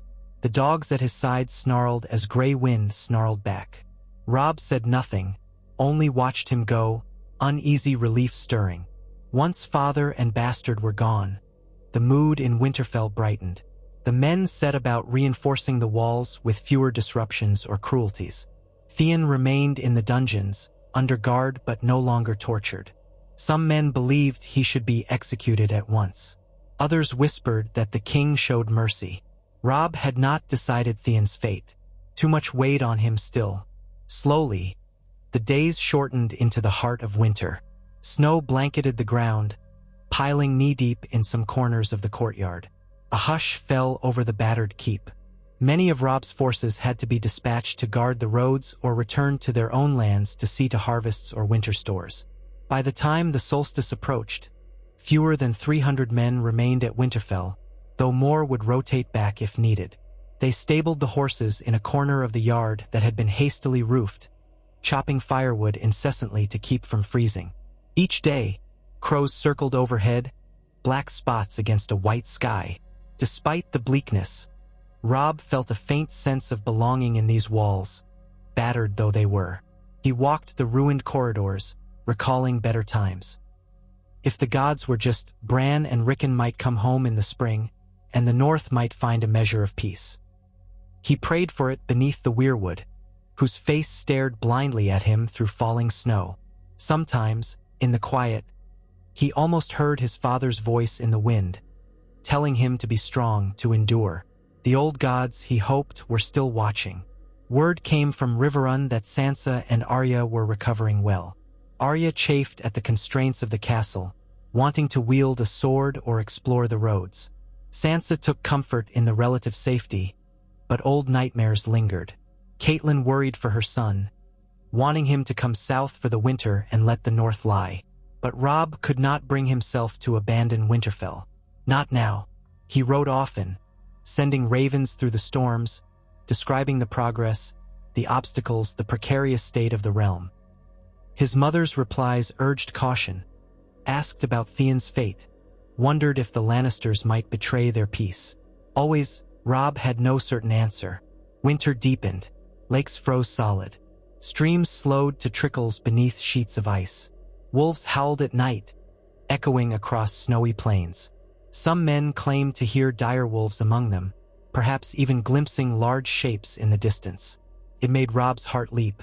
Could it be that Bran or Rickon was out there, guided by their wolves, or was it mere fancy? In the 3rd month of the freeze, one of the outriders returned with shocking news. Lord Walder Frey had died at the Twins, apparently of old age, though some whispered poison or vengeance from one of his many spurned relations. Chaos reigned in the Twins, with multiple sons and grandsons jockeying for position. The vantage from the outrider was incomplete, but rumor said the succession was uncertain, the phrase fractious. This might complicate the realm's politics further. The Twins had been crucial crossing points for the Trident.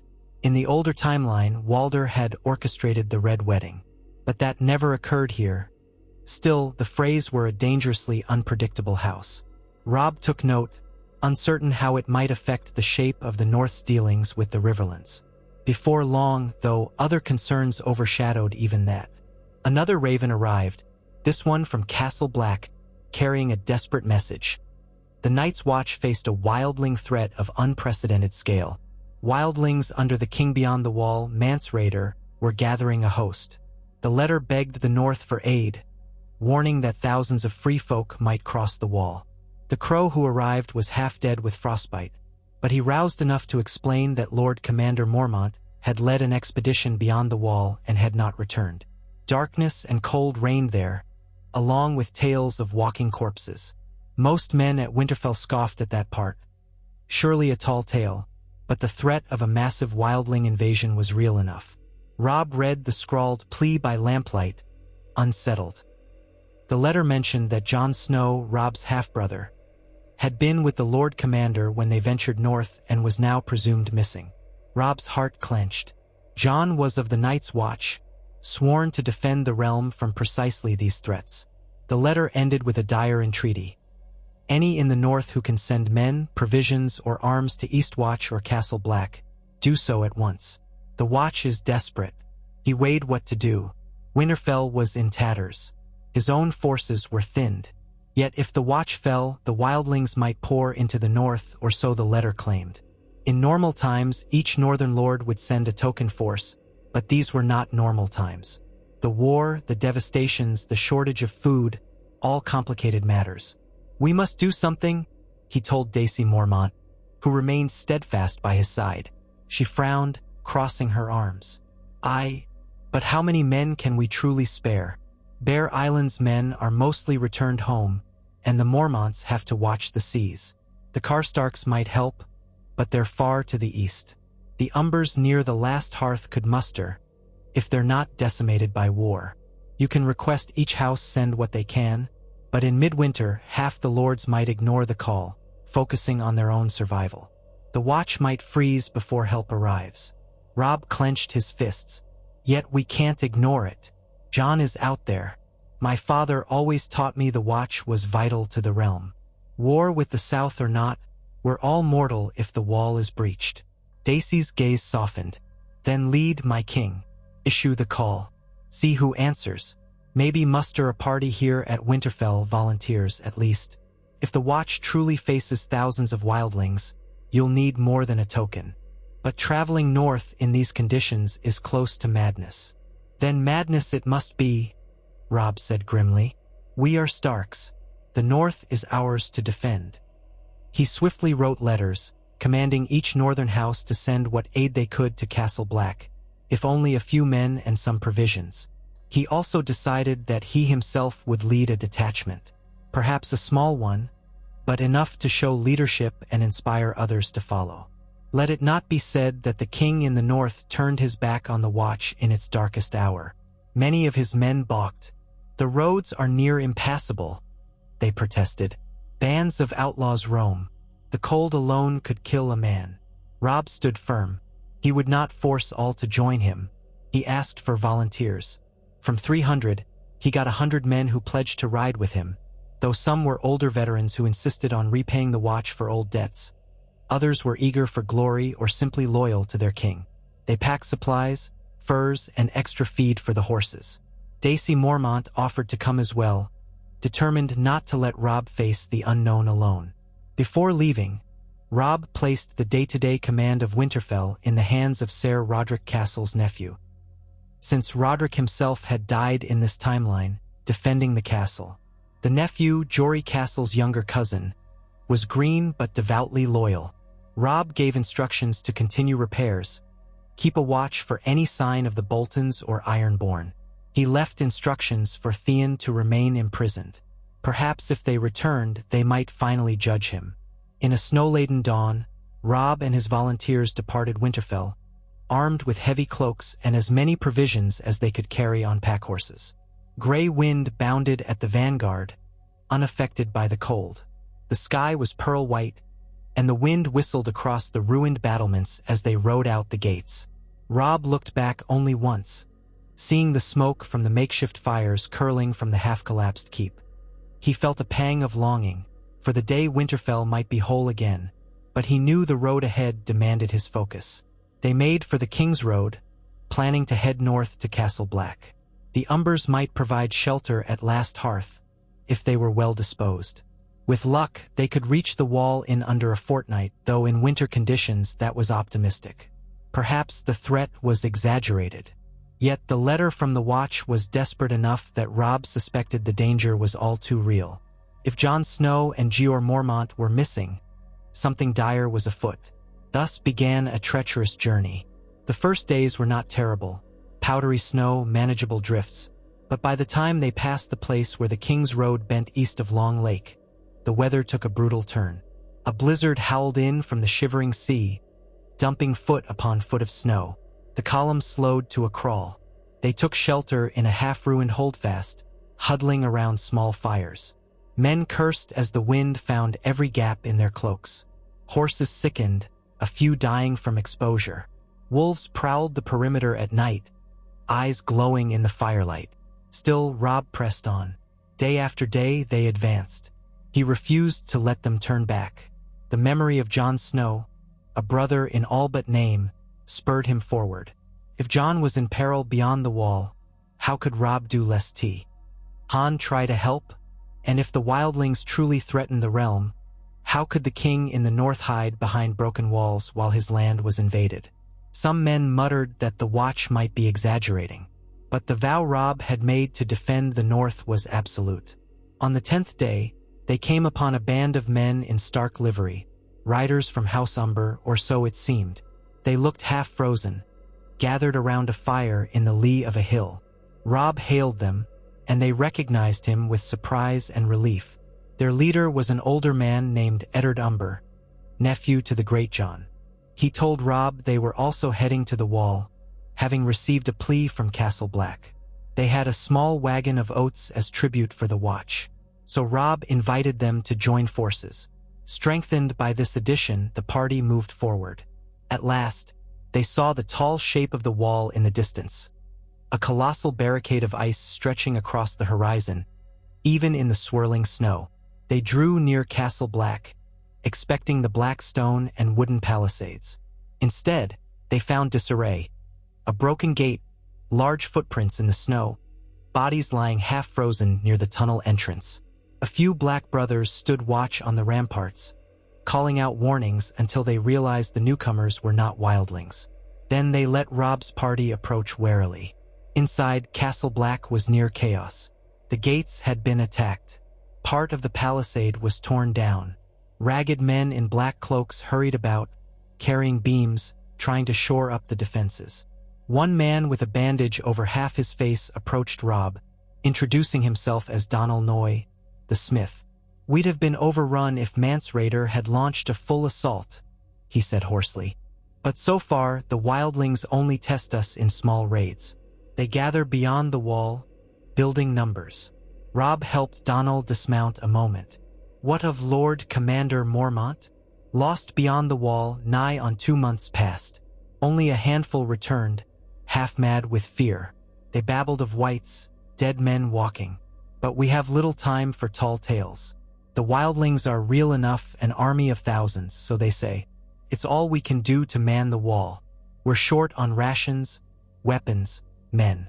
Robb shared a glance with Daisy Mormont.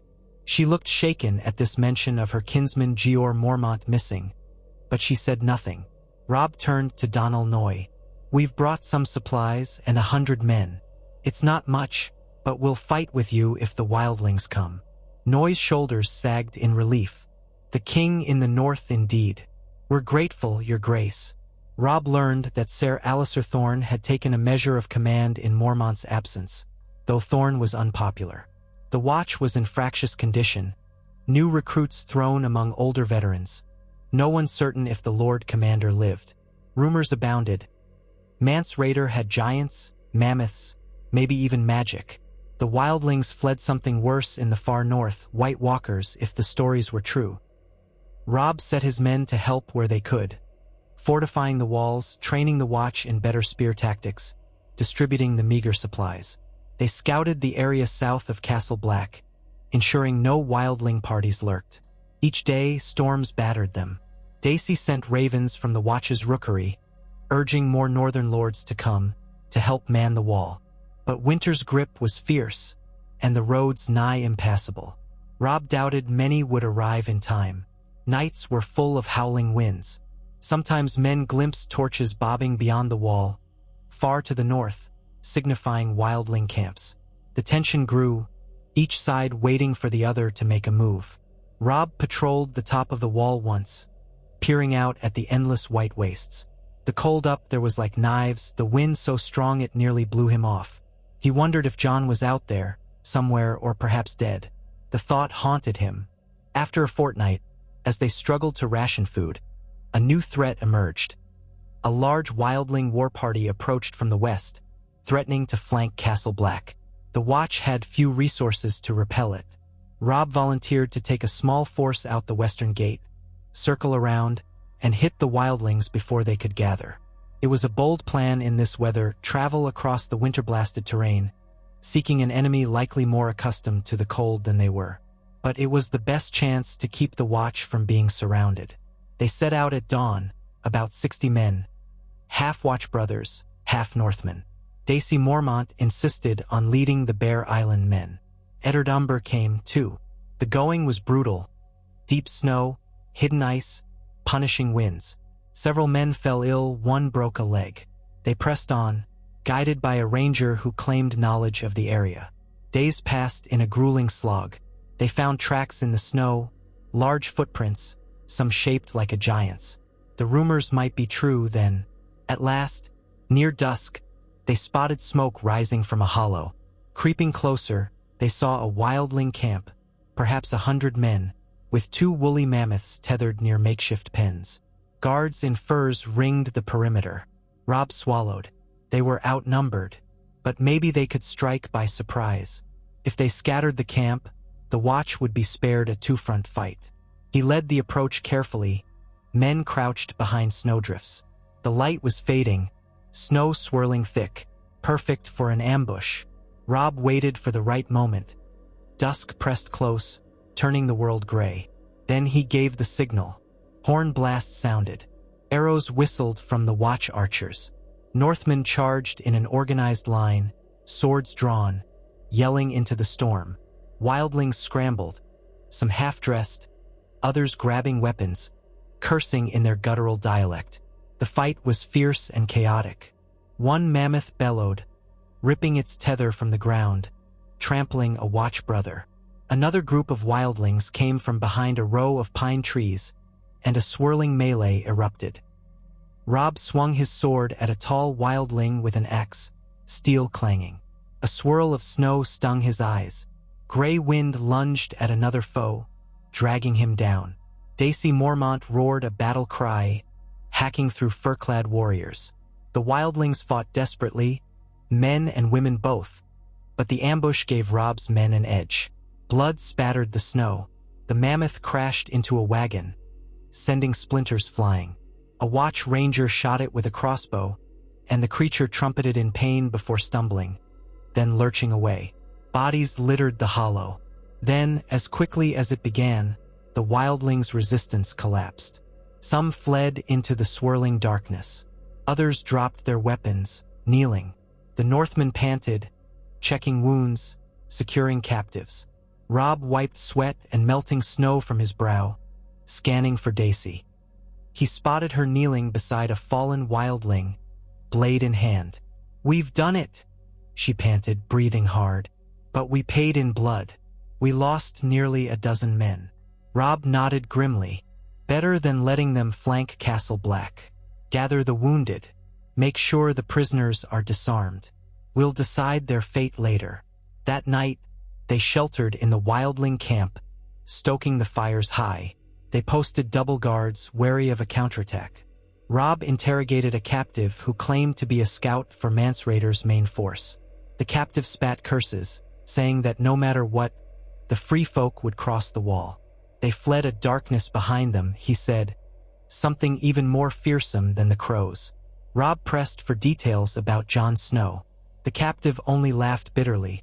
He did not know the name. So many crows had died beyond the wall. Hard to say who remained. Morning brought calmer winds, and they gathered what supplies they could. The survivors among the wildlings were sent south under guard, to be handed over to Castle Black. Then Robb's party prepared to return east, battered but determined. They had thwarted at least one threat. Yet the war with the wildlings was far from over. On the march back, a ranger spied a figure on a ridge to the north. A man in black furs, perhaps. Robb wondered if it might be Jon. Heart-pounding, he led a small group to investigate.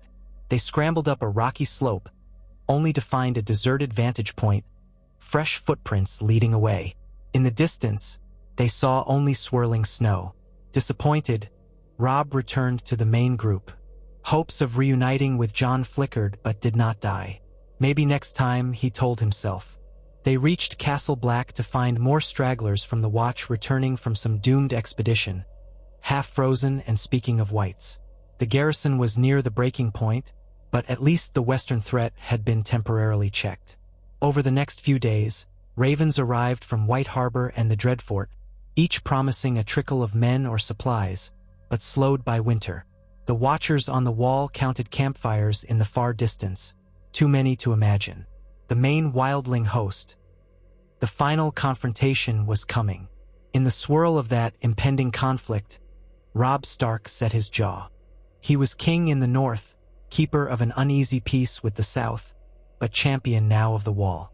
If Mance Rayder attacked in earnest, it would be a battle like none they had faced. Perhaps the free folk were only fleeing a greater horror. If so, that horror might come for them all soon enough. But Robb would not flinch. He would hold the line, forging alliances with the Watch, with any northern lord who answered his call. Beyond the ruin of Winterfell, beyond the ghosts of the war with the Lannisters, here was a new war that threatened everything. And so, on a cold dawn, standing atop the wall with gray wind at his side, Robb gazed northward at an endless expanse of white and gray. In the silent light, he thought of his father's words. When the snows fall and the white winds blow, the lone wolf dies but the pack survives. The north was a pack, scattered but not broken. He would see them endure no matter the cost. Far below, men hustled about, preparing for the day. A horn blast resounded across the ice, deep and mournful. One blast for rangers returning, 2 for wildlings, 3 for more ominous beings. Robb waited, heart pounding. 1 blast, relief for now. He turned to descend, to greet the returning rangers, to gather news, to plan. Whatever came next, he would face it as the king in the north. The boy who had gambled everything on a fragile peace with the Lannisters, who had salvaged his sisters from captivity, who had reclaimed a broken Winterfell. Now another challenge rose in the far north, and he would not shrink from it. On the horizon, the sky burned pale and cold, promising another snowfall. Yet Robb Stark walked on, determined, carrying the memory of home in his heart and the fate of a kingdom, perhaps all kingdoms, on his shoulders. If the old stories were true, winter was coming. And this time, no alliance, no treaty, no cunning family from the south could shield them from the storm. Only unity and the fierce, unyielding spirit of the north.